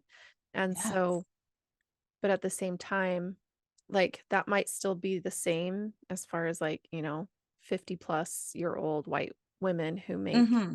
Yeah. above the standard median of living. Yes. Um, but there's a lot more non-traditional voices that are being raised, and maybe they don't view themselves as necessarily like quilters. And so I don't know, I just think there's more factors that might impact how a person could answer the survey questions that were Mm-hmm. given, but also Yep. like so many people are like because of the change in cost of living are staying out of their local shops. They are focusing on what can they sew with what they have, and Mm-hmm. can they Yeah. thrift or swap, or I mean just this is going to come out in February, but in January, the Seam Ripper Society Facebook group did a big stash swap where Uh-huh. um, if anybody in the group had things that they wanted to get rid of out of what they had, they could post it up and people could claim it. They just had to pay the shipping for it. And that Sweet. was a great way for a lot of people to get new to them fabric that someone loved, but maybe didn't need the scraps for and was just hanging around. Yeah. Because it's like I do the same thing. I hang on to stuff because I'm like, Well, I can't get rid of that 1-inch strip because I love that fabric so much and it's not serving any purpose, but anyway, so I Yeah. think there's just a lot of different things going on too where people are finding ways to make sure that they keep their craft alive Yep. because they know they can't afford to go to the local shop. And yeah, the more traditional shops are, I think you're right. They're in a sink or swim moment where they're either going to embrace what is gonna help them grow, or they're gonna Mm. hold on to the old ways and eventually they'll die out because if you're Not not growing. literally. No, Well, kind of literally, the kind of. business, not the Yeah. people. I mean, people die, Mhm. um, but the business might peter out Mhm. because if you're not growing, then you're dying. It's like businesses Yeah. don't just stay stagnant. They don't just Yeah. stay at one level. Like you either grow Yeah. or you don't. And so yeah, I just think it's interesting to watch how that's impacted. It's definitely like made me take a step back because I was in that same like I have to get the newest and enter fabric line here, Yes. whatever Yeah. it was. And I have all this fabric now that I'm just sitting on because I'm like, well, I spent $1 million on it. It's out of print now. So I know that I could get $1 million for it, but but I still really love it. So I Yeah. want to do something with it, but it's like, yeah, it's a tricky spot to be in. But anyway, Oh, for sure. Yeah. but yeah, that was a great question because I think it really is impacting more people than I think what Instagram, like you're saying, shows. And I think Yes. that's one thing that is kind of a downside is you're right. The people who aren't being as impacted or maybe are portraying that they're not being as impacted are the Mhm. ones that are getting the attention and the views because yeah, like you said, maybe people aren't sewing as much, or maybe they're just not necessarily feeling as proud of what they're making because it's not with the latest and greatest fabric Yes. line Yeah. or what's Yeah. popular at the moment. But I agree with you. Like I didn't have a lot of money to get into quilting when I did, and shameless plug for previous episodes, but I did a little series of like how to get into quilting as a beginner and do it inexpensively. And so I shared, Yeah. here's an inexpensive type of machine. And I still have that same machine Yep. and it still works like a charm. It's like you don't have to spend a lot of money to get into it. Yes. Yes. And I would love for myself too. So I'm not saying this as like everybody else should do this, but not me. Um, But I love to see when people come up with creative things for their scraps or what they have around the house. And Yeah. Amory of Next Gen Quilting, I had her on also previously. Yeah. She's the queen of repurposing things. And that's Mhm. how she got started quilting and still does it. And she shows, exactly what material she's using, where it came from, how she was able to like, I mean, she's sourced Liberty of London, which I know a lot of people have just from garments that she thrifted or Yeah. found on resale for super, super cheap. And so That's she amazing. just deconstructs these garments to end up with yardage and then she can Yeah. make a new project from it. So it's like there are people out there doing it and showing you how. Yeah. I think leaning into it is and being proud of sharing it. I think like you said, it's kind of that moment of like when it used to be cringy for, "Ooh, your mom made your outfit," kind of thing, like, "Ew, you sewed your own clothes," like, Yeah. you weren't cool if you didn't shop at the department store kinda thing. Yeah. So it feels like, sewing with your stash or sewing with what you already have or with thrifted items can kind of feel that way for people, I think, but, Mhm. Mhm. Erin, who is the original Seam Ripper Society, that was her original Instagram tag, so hi, Yeah. Erin. Um, she is a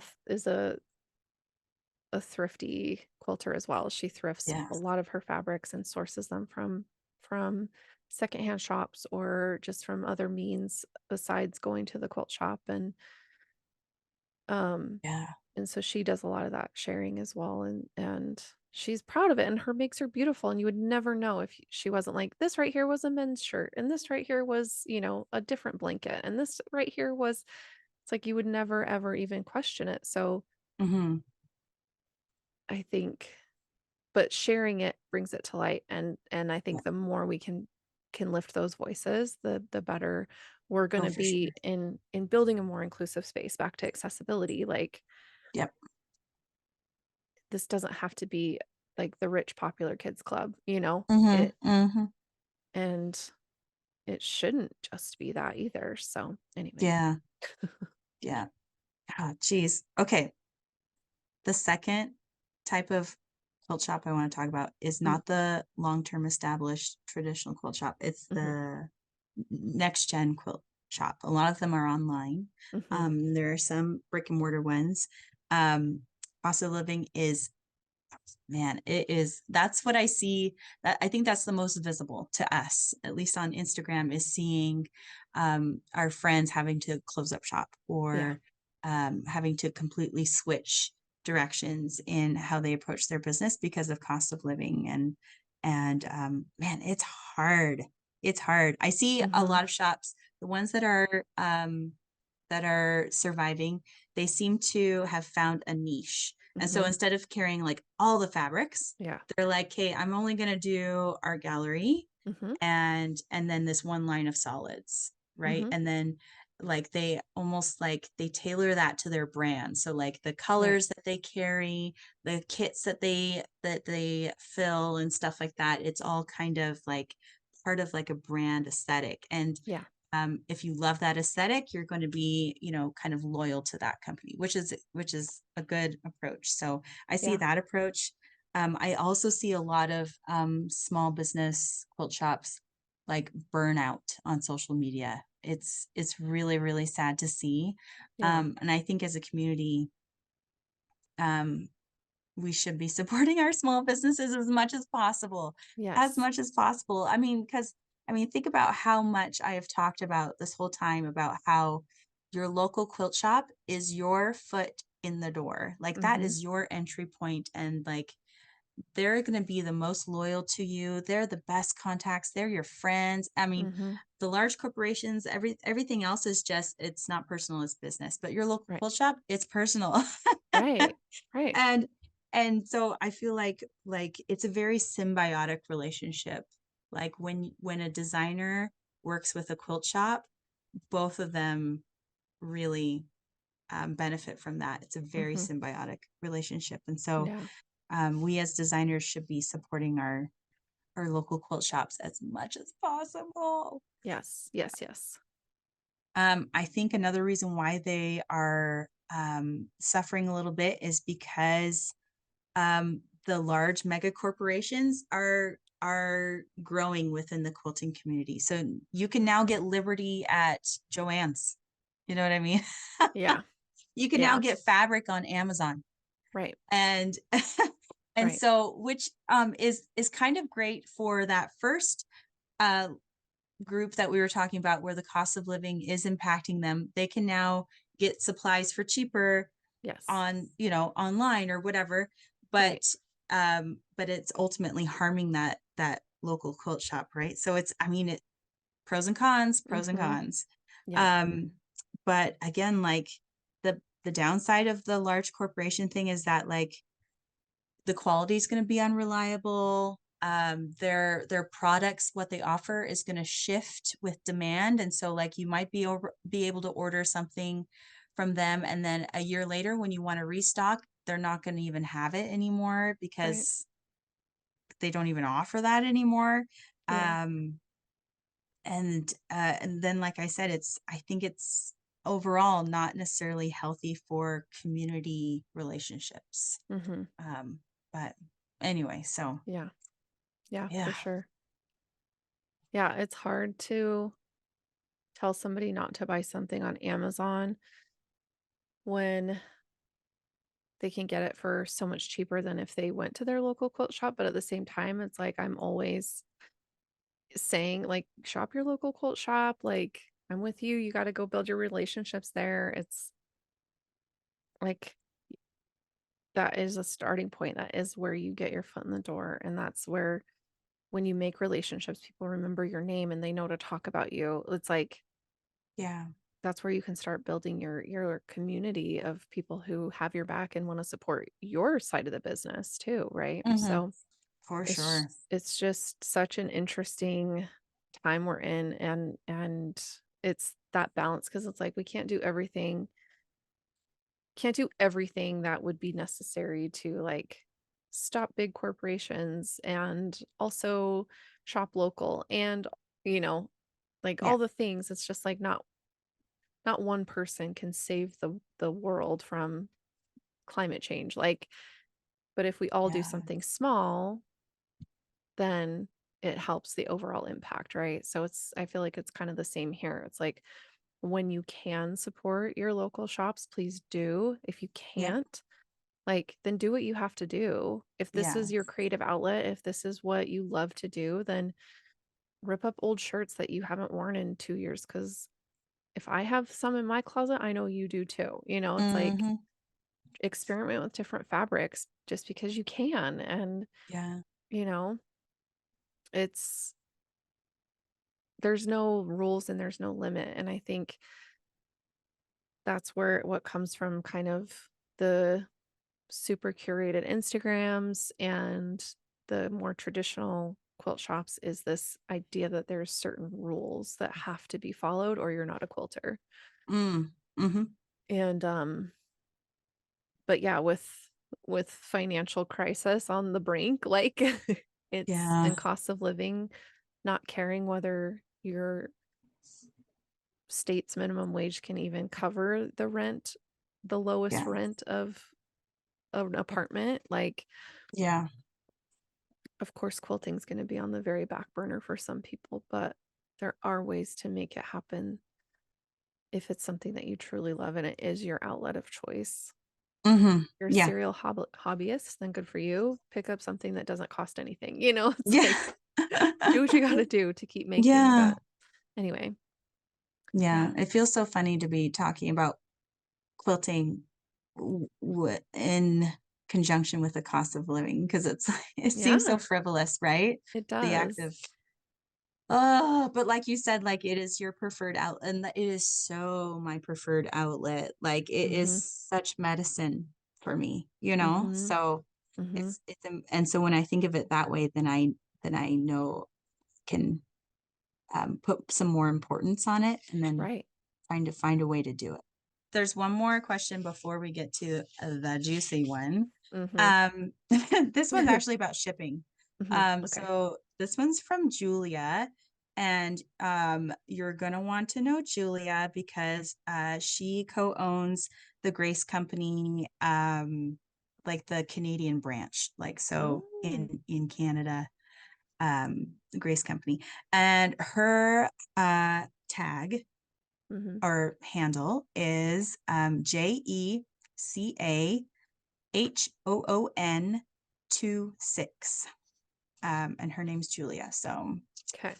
and she's young in our generation. She just barely, from what I know, she just barely took over the company from her husband's parents. So, Oh, new generation running the Grace Company in Canada. okay. Would love to work with up and coming people. Okay.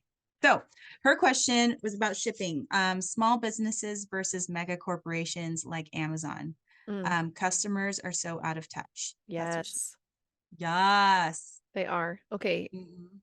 I just have to say really quickly because as a small business who ships quilts, like the price of shipping goes up and then my customers get mad at me and I'm like, I literally have no control over the cost of shipping.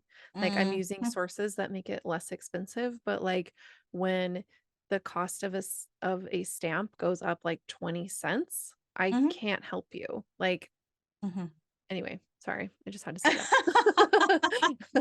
I know, right? Okay, so luckily, so my husband, his professional background is in logistics, so Mm, literally shipping. And so I kind of picked his brain a little bit because I was like, okay, perfect. I have some guesses of why such and such. Let me just Mhm. check with you and make sure. So he helped me figure this out. So as far as like the difference between shipping small business and Amazon, Amazon can offer their shipping fast and cheap because Mhm. of what's called economies of scale. So, Mm, like the difference in shipping one small item versus an entire pallet of that same, like yeah. 1,000 of the same item. Um, it's kind of a curve, right? So the Right. cost of shipping one and the cost of shipping like 1,000 Right. um, goes all the way down. And then also, um, there's something called I can't remember what he called it. Dang it, I should have written it down, but it's like the number of stops an item has to make. Mm. So Sure. when I ship a quilt top to you, Mhm. it's not getting on a truck and driving directly to your house. Right. It's going to a center, then it's combined, and then it's put on an airplane, and then it's broken apart, and then it's, Yep. put on a truck. And so, right, the more points Mhm. of interest there are, the higher your cost is going to go up, Yeah. obviously. Yeah. Whereas Amazon, it's literally like from one warehouse to another warehouse, put on a truck to your house. You know what I mean? So there's Yep. a lot less stops there. Right. They have warehouses in multiple locations all over North America, all over the world, whatever. Yeah. And so chances are when you order a tube of mascara, it's probably coming from your state, like Yeah. because it's already there. So Right. also the moment that you click buy, a machine is putting it in a box. You know what I mean? Like it's like crazy like that. Right. Whereas me as a small business, it doesn't make sense for me to go to the post office twice a day Right. or even once a day. And in fact, like I ship through Canada Post, and every Tuesday I get a discount. So I will try to save orders for Tuesday. So I end up going maybe twice a week, Tuesdays, Thursday or Friday, right? Mhm. I'll take orders to the post office. Yeah. So you have to think about that.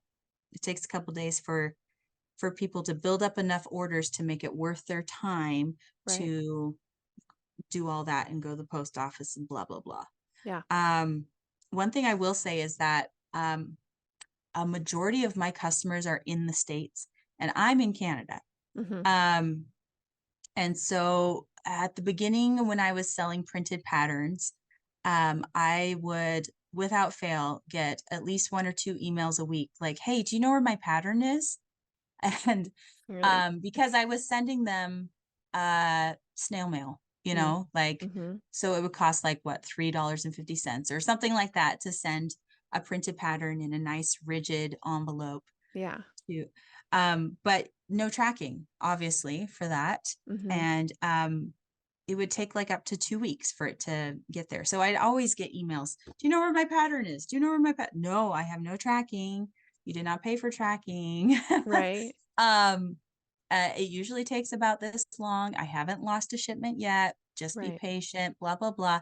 Right. I got so sick of receiving those emails that eventually I was like, you know what? If they're going to purchase from me directly, I'm only going to offer tracked shipping. Mhm. And so that's something you can do in your shop is you Yeah. have control over the levels of shipping people can select. And Yeah. so from now on, I only offer tracked shipping, which is Smart. tricky Mhm. because that means that if you buy a $15 printed pattern from me, you're going to pay $9 or $10 in shipping, which is crazy. Mhm.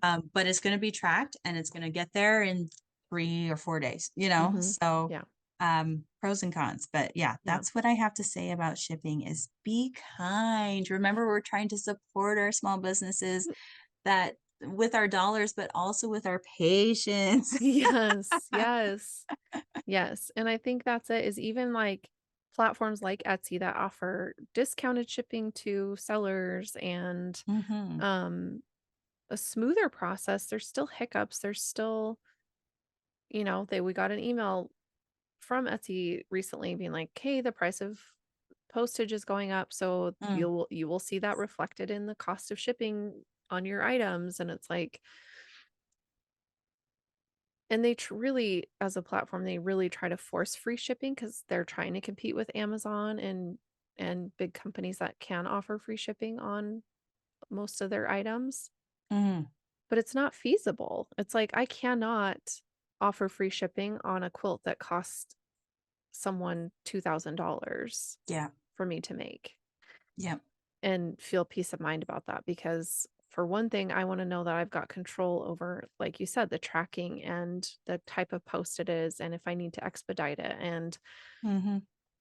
and so, like, while I understand why they're doing what they're doing, I also think it gives people this false idea that there should be free shipping for everything, because Mhm. some things just what you get with that is not worth it.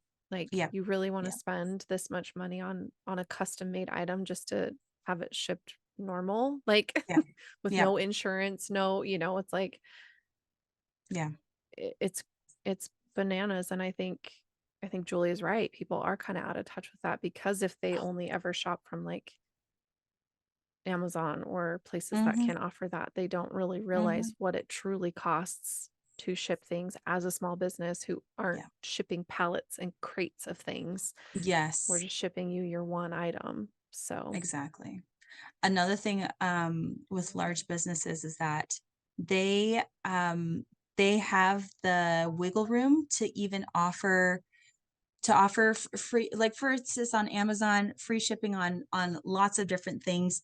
Hands down, they're losing money on some things. mhm, But they make up for it in other ways. So, like, for instance, Costco, Costco has their little restaurant in front. They yeah, lose money on that restaurant. yeah. But And they people come in and spend $300 every time they walk in the exactly. door and grab a Exactly. slice of pizza on their way out, and they're Mhm. like, "Cool, we don't care." Exactly. Yeah. So, and like, my husband used to work for a company that worked a lot with grocery stores. Mm. Grocery stores often lose money on milk. Oh. Um, but people come into the grocery store for milk Mhm. and they buy other things. And so that's why grocery stores are okay setting their milk prices at a certain level, even Wow. though they're losing money on it. So with small businesses, we can't do that. We can't offer free shipping on whatever because we can't afford to lose money on this order and make money on this order. We have to be able to make money on all the orders, right? Right. So, Yeah, exactly. yeah, yeah. Yeah. Yeah, it's a totally different ball game when you're a mass production company versus a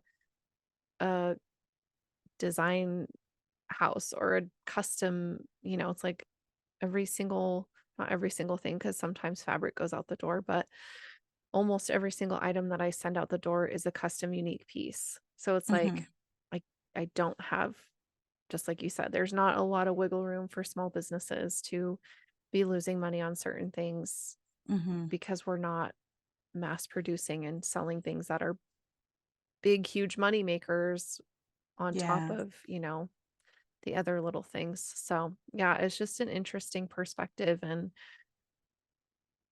it's it's hard because it's kind of a cost of living thing too to not really if you don't have to pay attention to those kinds of things as Yeah. much, but you only pay attention when it seems to be costing you more.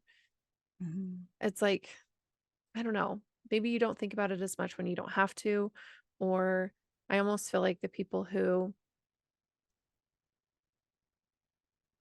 and I don't want to lump everybody in. Again, this is just like what I've seen in my experience, and this isn't pointed at anyone in particular. So, Asterix, anyway, asterix, asterix. yeah, yeah, my disclaimer back in effect, but it's like there's like a point you hit where like you have enough money to not really necessarily care about the fact that shipping costs $10, but you do Mhm, care because you're in a mindset that like everybody's out to get you. mm, That makes mhm, sense? mhm, And I feel mhm. like there's a group of some quilters that are in that mindset Yeah. of a certain age. And so a lot of the grumpiness comes from that kind of realm of Mhm, thinking and then there's the people who care about the cost of shipping because the cost of living is impacting them greatly and it does matter that their shipping is costing $10 versus free or $2. So it's mhm. like there's like two spectrums of like why people care about and not only two or not spectrums but like kind of two big main camps of people who care about the cost of Yeah, shipping. So it's like yeah. it's hard to know too like which is which and I think because saying like this shipping is really high and I can barely afford rent, but I'm splurging on this thing for myself, like, that feels indulgent and that feels bad based on Mhm. puritanical culture norms, Mhm. and, you know, but then there's the people who are like, "This shipping's ridiculous and I shouldn't have to pay it," and I was like, "Well, you do have to pay it if you want this thing from me, so Yeah. where are we at, grandma?" Like, I don't know. Yeah. So, Yeah. anyway, it's just an Mm. interesting kinda thing I've seen on my end coming out of the woodwork of all of this, like, Amazon era. Yeah. Yeah. So, Oh, Amazon. I know. Ugh. Making and breaking us since what, 1997? I don't know. I don't know. Oh, geez. All right. Are you ready for the big one? I'm super ready. I love Okay. juicy stuff. Okay, so this actually is two questions and they were so similar that I kind of morphed them into one. So the Mhm, first part was from my bestie Paige from Ponderosa Creative. mm, Um, we are besties. So she wanted to talk about the devaluation of quilting linked to misogyny and patriarchy. mm, She's my fellow like down with the patriarchy sister. So yeah, um love that. We're totally going to get into it. And the second part of that question is actually from Mayor, and her handle is Handmade Goods by Mayor. And Mayor is spelled Mayre. mm, She makes some amazing quilted handmade goods. 'kay, Okay. And she wants to know what to consider when pricing handmade items. So, mm, those are going to go together, I promise. But mhm. first, I'm going to share some stats with you. Okay, so how many people do you think quilt? We know it's a big industry, Yeah, but approximately 3.3 million people in the United States have made a quilt within 3 years of 2017. So that's a lot of people. mhm, It's a lot of people, but also kind of small. Anyway, so it's a lot, but it's also a niche, a very small niche. Okay. Now, you mentioned this earlier. The average quilter is 60 years old and female, mhm, which we already kind of knew about that. mhm. But this is what I found interesting. Oh, also, I'm pretty sure we're going to share the link to these Yeah, stats in the show notes. Yeah, yep, so I people, definitely will. Mhm. I'm not just pulling this out of my butt. Anyway, the average quilter is 60 years old and female. Also, their household income is 65K plus. Mhm. So so that's a pretty high income, especially for a 60-year-old woman. So Yeah, that kind of, it's not like a full-time working 30-year-old person with a high paying job. right. This is an older generation woman who still has 65 plus coming in every Mhm. year. Yeah. Um, okay, so here's a very interesting stat. 17.5% of average quilters have full-time jobs. So that means, if we do the math, that means that what, 82.5% of quilters uh, do not have full-time jobs. So Mhm, that either means that they're retired and they're at home. They don't need to have a job outside, or, they don't need to mhm. have a job. They have some sort of partner or situation where they don't need to work, or they are working part-time and have to make that work Yeah, for their income. So yeah. yeah.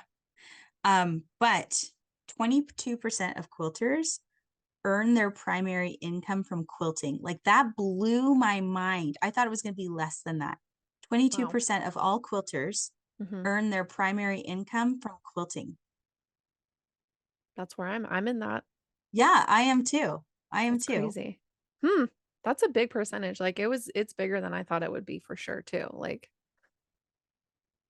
that's Yeah. bananas. Wow. Yeah. Wow. Okay. Oh my goodness. Okay, so when we talk about I want to talk a little bit about fair compensation. Is that okay with you? Please do. Okay. So that that statistic, 22% of quilters earn their Mhm, primary income from quilting. So that means that the money that they are bringing in is from this community, mhm, from their interactions with this community. mhm, And so when we think a lot about fair compensation, compensating quilt testers, fair compensation within like ambassadorships, or so many other different areas, fabric design, mhm, we have to realize that the people who are don't have that income of 65 plus, and they're not 60 years old plus, mhm. um, they are their main source of income is coming from this community. Right. And so to hear people say like, "Oh, I just do this for fun. I don't expect to be paid," or like I do this for the free fabric. You have to kind of think, are you speaking to that part of the community that makes 65 plus, that doesn't need this as an income, or Mhm. are you speaking to that 22%? That 22 it's a pretty large percentage of quilters that are Yeah, like, no, I need this. I need this, yeah. right? This is And my career. exactly. And not only that, but when society is telling me that this isn't necessarily worth a lot, Mhm. then I'm kind of fighting against that and saying, please pay me more. Then it's hard. It's totally hard. And Yep. so I think um I think you kind of have to check yourself and Mhm, say, okay, where do I fit in that spectrum? Am I making more than 65 plus? Um, is there another source of income that makes it so that I don't have to make money on quilting? How should I use my voice in this mhm. position? Right. So Right. that's me. Right. So I have a partner. I have a husband who makes a strong enough income that I do not necessarily need to work out of the home. Now, as my kids get older, um, I'm feeling the pressure to start producing more income to put towards family finances, but it's not like if I didn't work, we'd be fine. Yeah. And so I have to realize that I'm in that group Right. that that is making 65 plus, that can afford to say, oh, I just do this for fun. I just do this for the free fabric. Mhm, I do it to help my friends. Um, but I'm completely leaving out that 22% that relies on this for their main income. mhm, And mhm. and which voice needs to be elevated, because I'm part of the crazy majority, right? I'm Yeah, part of that, like, that can afford quilting, yeah.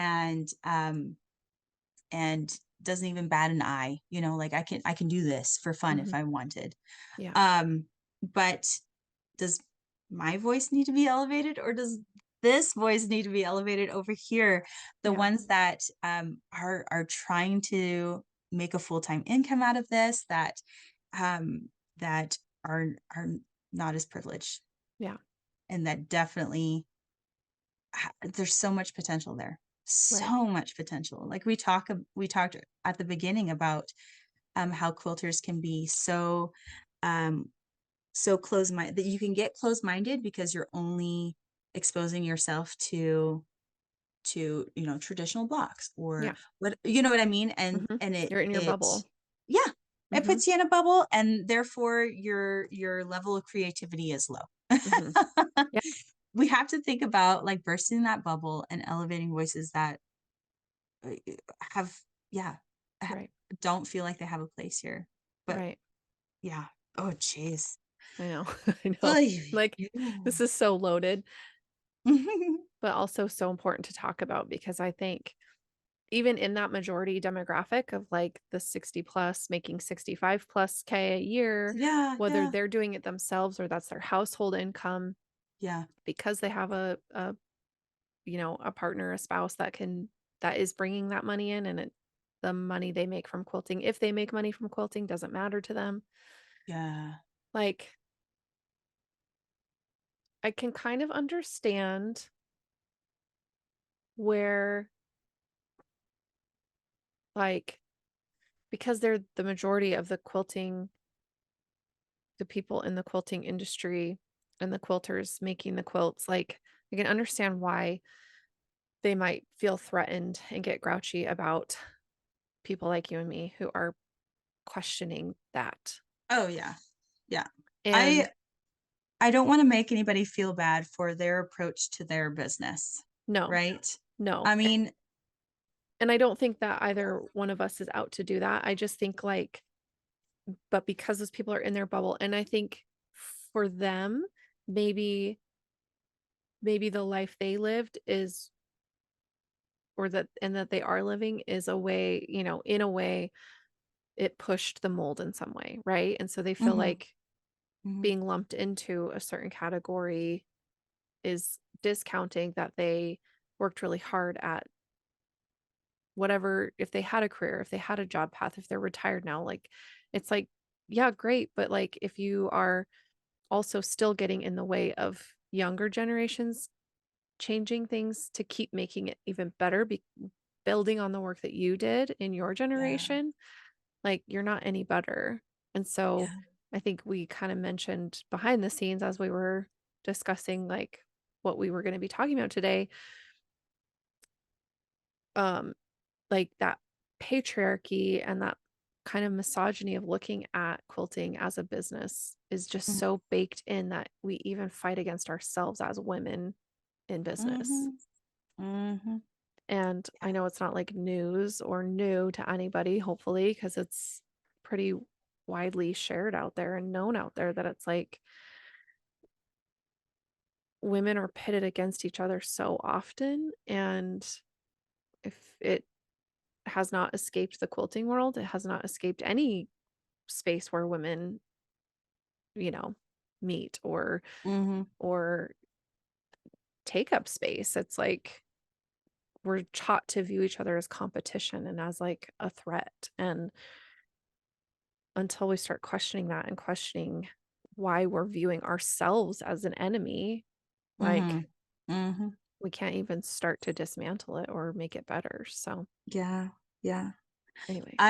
So I'm, LDS or Mormon, Mhm. and, I so this idea of doing things for free or out of the goodness of my heart Mm, or just trying to, lift each other up and not, try to look for compensation on my end.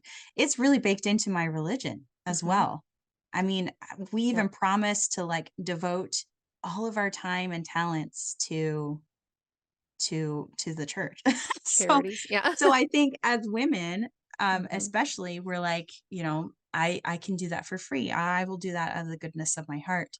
Right. Um, I think you can hold that, but you can also in the same hand hold I am worth, my skills are worth compensation. You could Right. do those at the same time.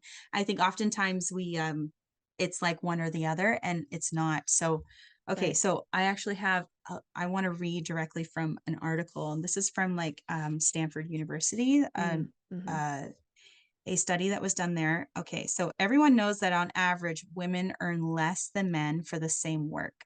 So we see that in industries outside of quilting as well. Mhm. Um, social psychological research conducted in the 1970s and 80s suggested that women even pay themselves less than men pay themselves. Mhm. But this is in the 70s and 80s, right? So it seems like today's women, especially young, well educated women, would have higher self esteem and stronger sense to entitlement than women of 10 or 20 years to go, 10 or 20 years ago. But Mhm. it's not true. Isn't that crazy? It's still not true. We're Mhm. still feeling that even in this generation. Yeah. So women pay themselves 18% less than men paid themselves for the same work, Yeah. which is bonkers. When I read that, I was like, Are you fucking serious? I know, right? Okay, so when we talk about Mayor's question of what to consider when pricing handmade items, well, think of a really good high price and then increase it by 18%. Right? That's there you go. Yeah, honestly, like and just to speak to this because I'm a millennial, which I'm not afraid to tell everyone, and Hmm. it's the platform of this show is navigating the quilting world as a millennial. Hmm. Um, and my mom is Gen X. Hmm. So even that jump is like the fear is real. Like the Yeah, idea that women's work is worth less is just so strong in so yeah. many people. And it's like, and I was raised in that environment too. I mean, my Hmm. religion also not LDS, but Yeah. still a Christian based religion. It's that whole puritanical, patriarchal, like women's work is silent. And over We do here, it out of the goodness of our hearts. you do it because you're a Yes. good person. And if you don't, you're a Mhm. terrible, terrible person. And don't bother the important work of men. Mm. Mhm. And it's infuriating. But so that wrapped in with that generational kind of like, oh, the men make the money and it's my job Yeah. to just stay home. And it's like, but literally, like, people are not kidding when they say even being a stay-at-home parent is so much work. You don't just sit Yeah. around and do nothing all day. Like, but add on top of that, like a lot of quilters and a lot of like business owner quilters have kids at home. Mhm. They're managing a household while running a business from home, whether full-time or part-time, it doesn't matter. So Yeah. it's like, and yet we're still devalued and undervalued Mhm. in what we produce and put into the world. It's like, I don't know. It's just so it's like crazy to me also to watch women get defensive of the patriarchy and the patriarchy does men dirty too. Our men are so sick. Our men are Mhm. unwell because they Yeah. are also held to this weird, crazy ideal standard that is not ideal. It's killing Yeah. them. It's making them angry, vengeful, hateful, hurtful, and I hate it. I hate it because it's not good for anybody. Like, it's Yeah. literally killing Yeah. people. And so Mhm. just to consider that, it's like we can be mad at men. And I Yeah. think a lot of people are, and Yeah. I'm not here to judge you for it because I get it. Yeah. But I think ultimately, like raising awareness of the disparity, of the dissonance of women paying themselves less because are inherently view ourselves as less valuable than men. Mhm.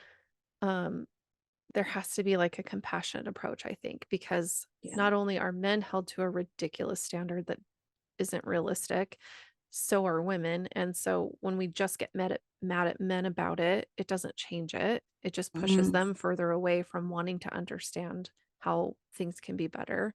Yeah. But it also pushes women into a side of rage that I think disallows us having the conversation that can push us forward. Yeah.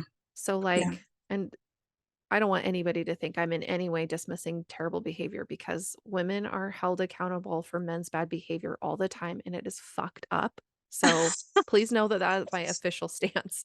Yeah. Having been the recipient of fucked up male behavior Mhm. and having to deal with that trauma and tons of therapy, like I also feel pretty proud of myself for also wanting to have a more compassionate stance. Yes.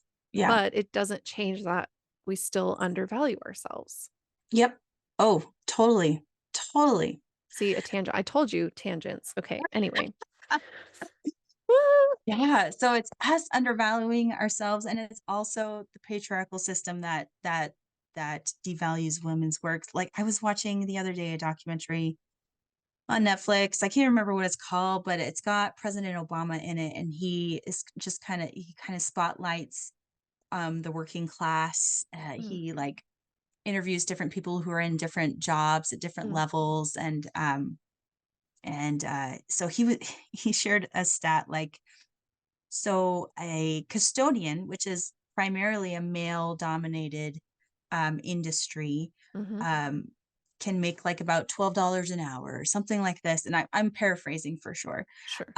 But a housekeeper, like a hotel housekeeper, which is primarily a women's industry, does like the same general work, Mhm. the same amount, workload and everything, makes about $9 an hour, right? So it's totally baked into the system. But Mhm. one thing I love about this quilting community is what percentage was it? It was like, I can't remember. It was like 90 something percent of the quilting community is women. Mhm. That means that we have the power here. Like, sure, Yeah. there's probably some dudes in some high up places and fabric companies, whatever, whatever, Mhm. but we have the power to make change. Like, we're the Mhm. majority here. We should be Right. able to, we set our prices. We decide if we pay testers or not. Like, we Mhm. have the power. And so, like, if you're in the position where you're like, well, I don't need this money, I don't need to be paid, get paid and donate it Right. then. You know? Exactly. It's like you still have a responsibility to uphold the forward momentum and the change, and yeah, just like, "Well, I don't need it." It's like, "Okay, great, but what about those of us that do? What about the Yeah. people that do need it?" When you undermine that over your discomfort of asking for money, Mhm. you're just Mhm. perpetuating the issue, the problem. Yeah. If you say, "You know what? My time is worth something, and Yeah. I'd really prefer to be paid for this work that I'm doing," Mhm. then yeah, if you don't need the money, donate it or put it into a savings account for your kids or your grandkids or, Yeah. there's like a million different ways you can do this, like, Yeah. Yeah. You while could start still small. yeah, And I know, absolutely. like at the very beginning, I was giving away, gift certificates to my shop or Mhm. little bundles of fabric. You start small and you build up, and that's how it should be. That's how it Yeah, should be. yeah, Oh, jeez. I know. Ay, I mean, you got to do it, and you got to do it. You got to make the change aggressively, Mhm. because, like, I don't want another generation that pays themselves 18% less. Like, I don't want that for my daughter. You know what I Yeah, mean? And so right, that means I have to change it. right, My exactly. generation, Yeah, right? yeah, yeah, I just think about, like, my sister is 15 years younger than I am, so I just even think about her, she's a young, young adult coming into her future of what she might be doing, and it's like, I don't want her to view what she does as any less valuable than anything that her partner's doing, or even my nieces who are 10 and 13 or 14, and same thing, like, I want them to look at what my mom and I are doing and be like, "Oh my gosh, they, Yeah. like, made a really successful business, and they pushed really hard, and they asked for what they were worth," and, like, they see us working all the time, and I tell them stuff, it's like I talk to them. I'm like, they're like, "Oh, what are you making?" And I'll tell them this, and it's going to cost this much. It's this size, and the fabric costs about this much. I like break it down for them because I want them to know, like, and then because I'm doing the work of putting this together, this is what this person's going to be paying me per hour to do that work on top of the quilting, on top of the binding. It's like, yes, Yeah. they'll pay for the materials, but here's how much of it is labor of me actually doing the work. Yeah. And they were just like, "Okay, whatever." But I want them to keep hearing it because I think especially too, and I don't know what it's like, but, um, it was very, like, taboo, hot topic, don't talk about it for money and finances, like, and Mm. not just in my family, but I just think kind of in the general, like, culture of how I was raised and the religion I was raised in, and, Yeah. like Why? Why? I want to know why. exactly. Why? Well, I think because it's a Mm. that classist, like, if you don't make enough, then it's gonna be held against you, or it's gonna be you're judged, and because there's a perspective that if you're highly favored or you're doing the right things, that God's gonna bless you and you're gonna have a great income. Mhm. And if you don't have a very good income, then that means you must be doing something wrong. And so there's all this, like, um like all these moral values placed on money, on income. And Yeah. so it's like a point of pride. Like it's a pride issue, at least from what I experienced. And so the discussion of it meant that you had to be vulnerable, and vulnerability was for the birds. Like, Yeah. Yeah. anyway, so Oh, geez. There's an account I follow on Instagram, and I think it's called Salary Transparent Street. okay. I think that's what it's called. If not, it's something very similar to that. But essentially, they just travel around the US or whatever, interviewing people on the street. Hey, would you mind telling me what you do and how Oh much you yeah. make and how you're compensated? Yeah, And do you yeah. feel like you're fairly compensated? That kind of thing. Hmm. Love it. I love it. Yeah. That's Yeah. incredible. Because I Yeah. think too, like another kind of patriarchal hand down and capitalistic hand down that creates that too is um business owners and managers don't want employees talking about what they're making because not everybody makes the same amount. Mhm. And so if I tell you that I'm making $55,000 a year to do the same exact job that you're doing and you're only making 45,000, well then people start asking questions and demanding more money. Whereas if they feel Mhm. like they can get away with paying someone less, they'll do it Yeah. because it saves their Yeah. bottom line. And so talking about salary, even still, like people will post like, "Oh, this paper was posted in the break room at my job." And it's like, if employees are, heard overheard discussing their salaries, they will be terminated upon like immediately or whatever. It's like, so not only is there like these weird moral things around moral judgments on your income, it's like also a capitalism Yeah. byproduct of like businesses wanting to maintain their bottom line, so they pinch pennies wherever they can, and 9 times out of 10 it is at the detriment of their workers. Mhm. Especially women. Yeah, Yeah.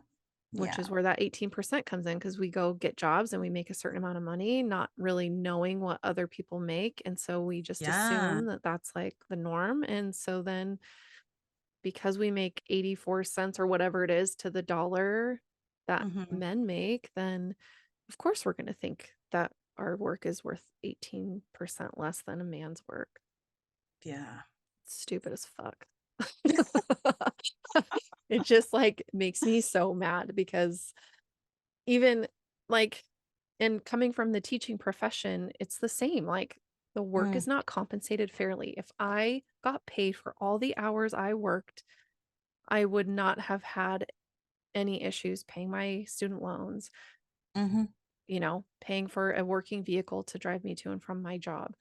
And what's the majority gender of teachers? Women, right? So it's the Oh, same thing. It's jeez. like another women Yeah. dominated industry where the the big bosses at the top are typically men who don't know what they're doing because they've never taught a day in the classroom, Mhm. and they don't listen to or value the opinions of the teachers that they're making rules for. Yeah. And so it's just like I had to have and I know other teachers are like, feeling this rage too, because not only do you have to have a specialized 4-year or sometimes 5-year degree with,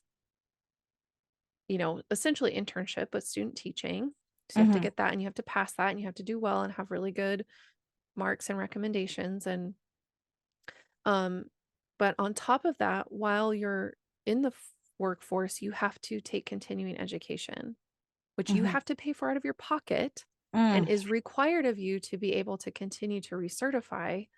Um, and then you're even with that, even though you're paying all this money to have extra credits, to have the continuing education that you need to keep doing the job that you've already received a 4-year degree for, Mhm. which again, I'm not against learning or growing or learning more. I just think the fact that we have to pay for it, educators have to pay for that out of their pockets and on their Yep. own time and still write sub plans and find substitute teachers and make sure that their class is covered while they're doing those things a lot of times.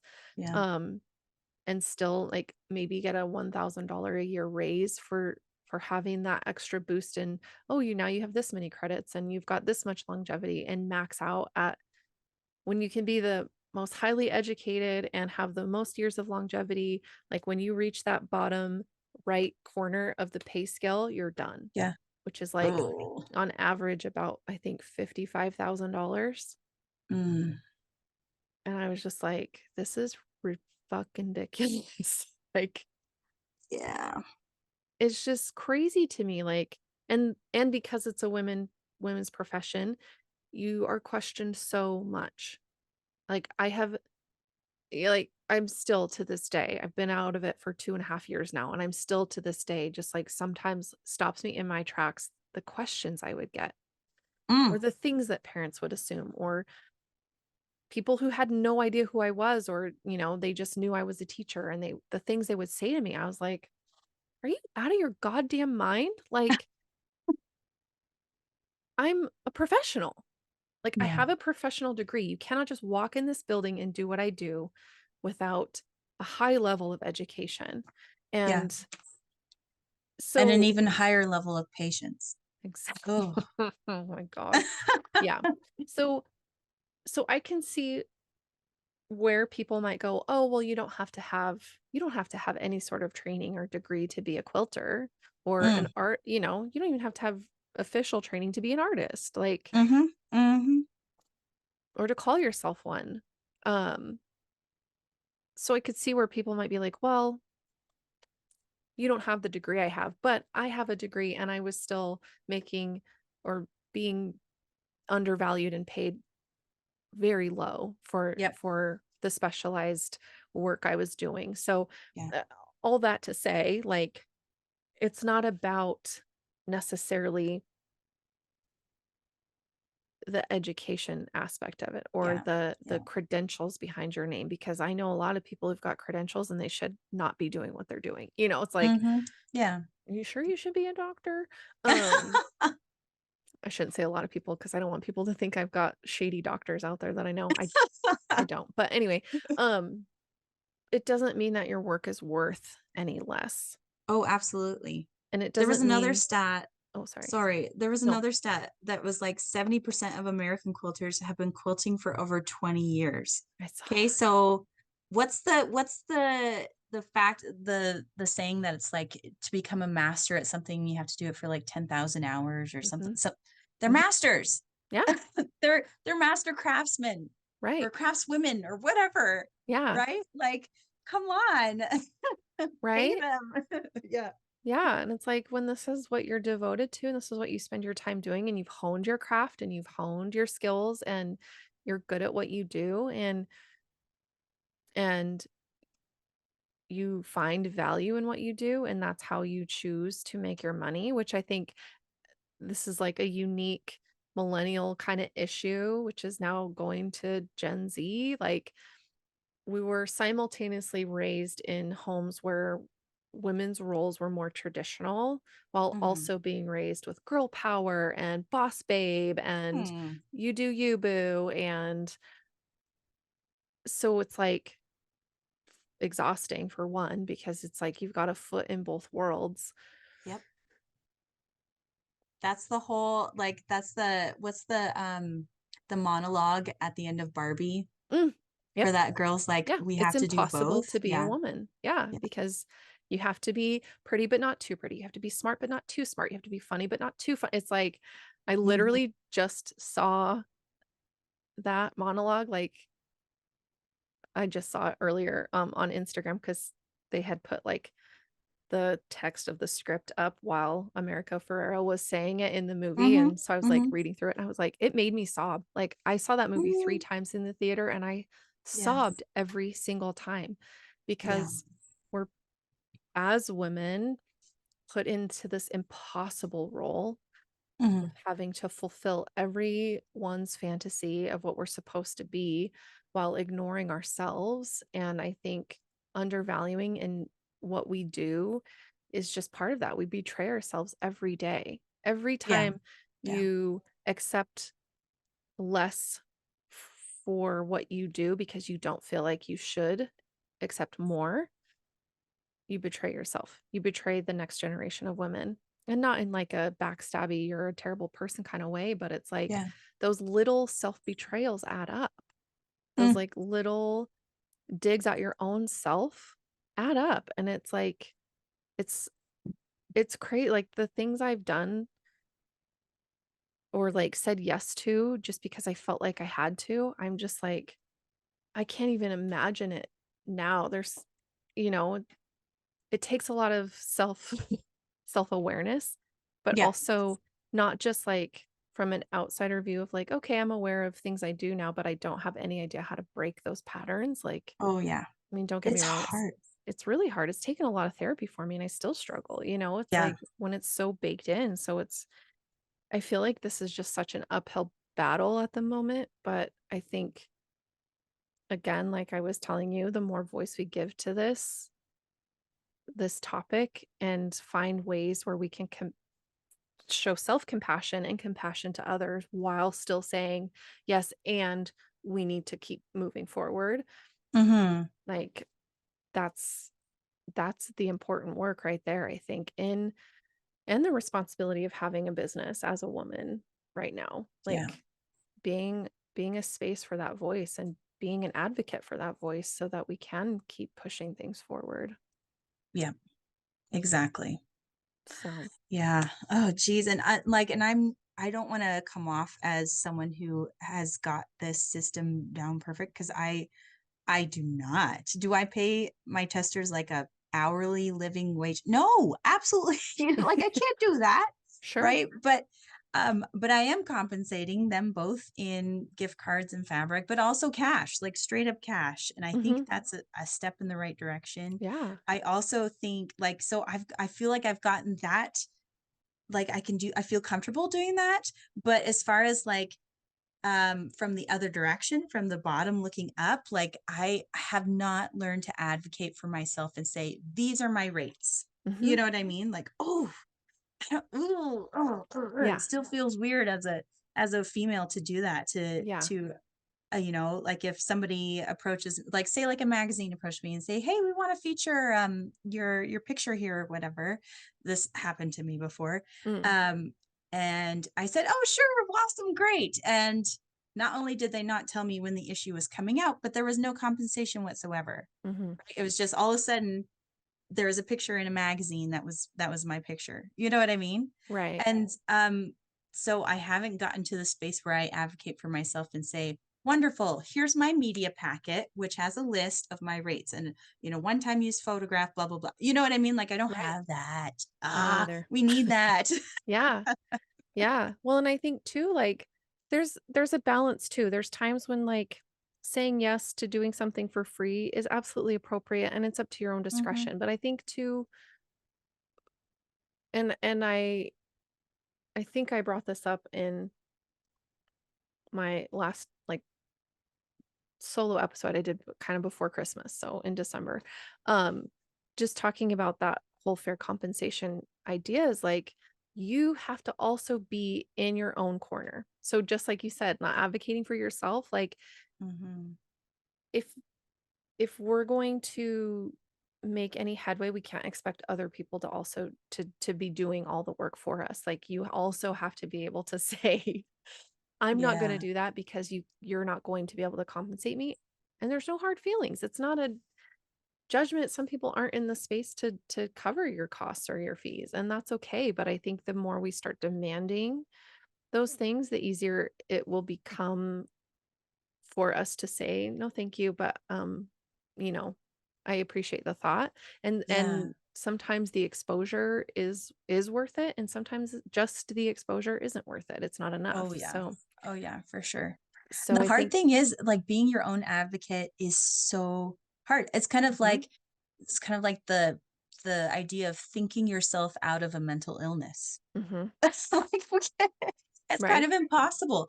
And Yeah. so the more you can advocate for the people around you, Mhm.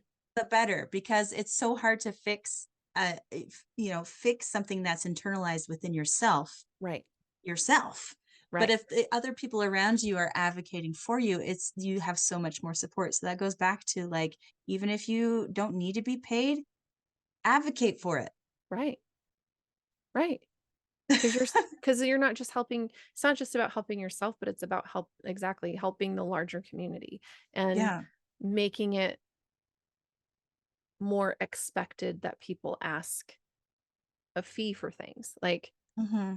yeah, if somebody wants to use your photograph in a magazine, it didn't even occur to me, and I don't do anything that's like my own design, so it wouldn't even occur to me to make one like a media package to have. But I think as a Yeah. designer, when you're putting your name on your work that you designed yourself, like that's a smart thing to have because people are going to want to use your images. And just being prepared to say yes, and here's how much I'm asking. Hmm. I think we have to build it into the system that like these bigger companies that again maybe are run by more men or have more men working, they're not Yeah. afraid to ask for women to do things for free. So if we come back and say yes, and I'm expecting compensation, they're going to get used to hearing that. And so instead of just saying, hey, can you do this for free, they might say, hey, how much would you charge for XYZ? Hmm. Or Hmm. is this enough compensation for XYZ? If they keep hearing, no, I won't do it for free, but I will do it for this much kind of thing. Yeah. So I Yeah. think just again, where if you're in a position where you feel like you can say those things or you can push those kind of ideas out there, and maybe because these ideas, these kind of patriarchal and capitalism ideas are baked in, it's really hard to think of them again if you're in your own bubble and you've not really thought or experienced anything outside of that. So the more we can kind of say these things out loud and talk about them and put those ideas out there for people who maybe wouldn't have had that idea, the easier it will be for people to go, yeah, you know what? I should get paid for that. Versus just thinking like, oh no, it's fine if I do it for free. Yeah. Like, no, it's not, Brenda. Charge. Charge for it. And I think just like I was saying earlier, sorry, I'm still on this tangent, but if everybody just does a little bit, we can't all, like you said, you can't afford to pay your testers a full living hourly wage, which Yeah. is fine. But if as long as you're clear and transparent about what you can compensate with and say, here's what you would receive if you were to do this job for me. Hmm. And that person says, okay, that sounds great for me. Then Yep. you're in an agreement and that's fine. But if you just ask people to do something for you and make it maybe seem like there's going to be compensation and then you don't Mm. compensate, or you say you're going to compensate and then you don't because you're like, well, I actually can't, like have that plan in place ahead of time and be clear about it up front. Because I think um to go back to my homie Brene Brown, being clear Yes. is being kind. Saint Brene. Saint Brene, Hmm. absolutely. Being clear is being kind. And that is something Hmm. that I'm working on, especially in communication with Quilty clients. Like, no, I cannot do that for you Yeah. because you cannot pay me what it would be worth. Yeah. I've straight up said that to so many people because they're like, well, I want this, this, and this. And I'm like, well, here's how much that would cost. And I'm not going to do it because I don't have the time to devote to that. Yeah. And to me, that's kindness instead of making them think that I can do something that I can't or won't do. Mm, yeah. And Or it's hard as stringing them on or trying to let them down easy, mhm. and like, yeah. It's really hard. It's really, really Hmm. hard. And I fail sometimes. And then I kick myself because I'm like, oh, they're going to be disappointed. And that is not what I want? Yeah. But I think with ourselves too, being clear and honest with our own selves and how we communicate with ourselves and don't talk ourselves out of things Yeah. is, I think that self-talk too is big, is changing that can, you know, lead to bigger changes in other areas of your life if you stop telling yourself that you're not worth as much, or that it's fine because it's just a little craft or it's just a little hobby or Yeah. It's like if you're not thinking about the impact of on other people, then you're really doing the whole thing, the whole community a disservice by not considering the impact it'll have on everybody else. And not that it's our job to save the world, but if we all just do what we can when we can, then things will start to change, I think, for the better. Yes. So, Our little corner of the universe. yeah, Hopefully it'll spread. hopefully, Yeah. hopefully, Yeah, because jeez. I do love it, and I think sometimes getting into this conversation can make people think that like I've seen the question, why do you hate the quilting world so much? If you're a quilter, why do you hate quilters so much? It's like I don't hate quilters. I hate the overarching ideas that control our thinking about things Mhm. that Mhm. make quilting spaces unsafe for some people or inaccessible or, you know, I'm all for having a business and I mean, we're in a capitalist structure, so I'm not going to be a martyr, but I'm also not going to do it in a way that I feel bad about or that I feel like I'm, hurting other people over. So there's ways we can Mhm. do it. And I think when we all band together, we can create change and revolutionize things that quite frankly need to be revolutionized. Oh, for sure. So For sure. anyway, did we cover Mm. everything that people asked? I'm like, Yeah, I think so. So okay. in closing, don't feel bad about sewing from your stash and Mm-hmm. posting about it. Mm-hmm. Um, support your local quilt shops and small businesses. Yes. Yeah, yeah. And ask for money. Yes. Ask for Or what you're owed. compensation. I mean, it doesn't have to be money, but yeah, No. yes, advocate for yourself. And if you're in the position where you don't need to advocate for yourself, then advocate for the others around you, you Mm-hmm. know? Mm-hmm. Yeah. Yep. Absolutely. There you go. That's all people need to hear is the last 10 seconds of this episode. No, There you I'm just kidding. Listen to the whole thing.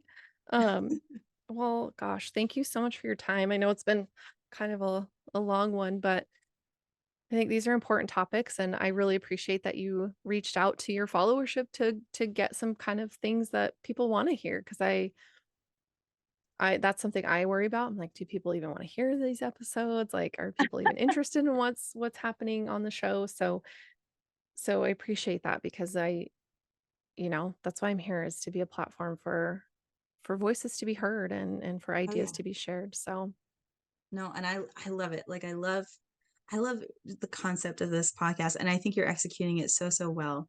thank And you. honestly, I reached out mostly for selfish reasons because I was so I was so scared that with my ADHD that I was just going to like either come on here and just like word vomit just like every topic under the sun and have no direction whatsoever, or the Sure. other way around is like I would be like, I don't know what to say. Mhm. Like, I like to quilt. Yeah. That's it. Yeah. So I was Yeah. like, maybe they can give me some direction on what to say. So Yeah. yeah.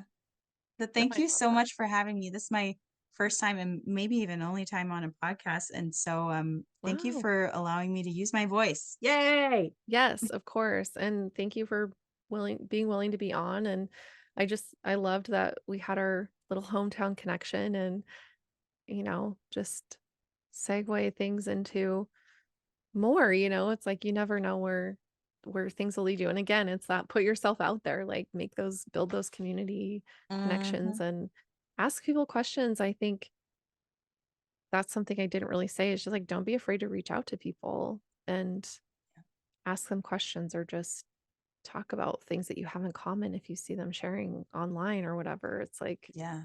such a great way to keep building your community. So I appreciated Awesome. it. So yeah, Well, next time in Boise, maybe we can go to what was that place where we would go and get like scones, like late at night and it was open like 24 merits. hours? Merritt's. Is it Yeah. still open? I believe so. I haven't been there in so long, but it's I know, like the right? building is still there, so Oh, it's still there. It's yeah. the kind of place where, like, you go in and you just have to keep your eyes at eye level. Don't look Mhm. down. Don't look at the floor. Don't yeah. Don't look at the floor. Yeah. Yeah, that's where we'll go and we'll get some scones. Okay, great. I love it. Well, before we go, where can people find you online so they can come shop your Yeah. stuff? Okay, so, I'm pretty active on Instagram, and that's, at Taralee Quiltery, so TaraLeeQuiltery. Um, and then I also have a website as well, which is just TaraLeeQuiltery.com. Perfect. Yes. Okay. And anybody that we mentioned that brought up questions or that, you were shouting out shops and all that, we will tag everybody and put links in the Yes. show notes so that if people want to check them out, they can, and we'll obviously put your stuff on there. So yeah, we'll put that online so people can check out your stuff. And otherwise, thank you so much. And I'm so excited to see you at QuiltCon. It's gonna be Oh, great. okay. Yes. Yeah. Okay, awesome. Well, thank you so much, Amanda. Yeah. Thank you.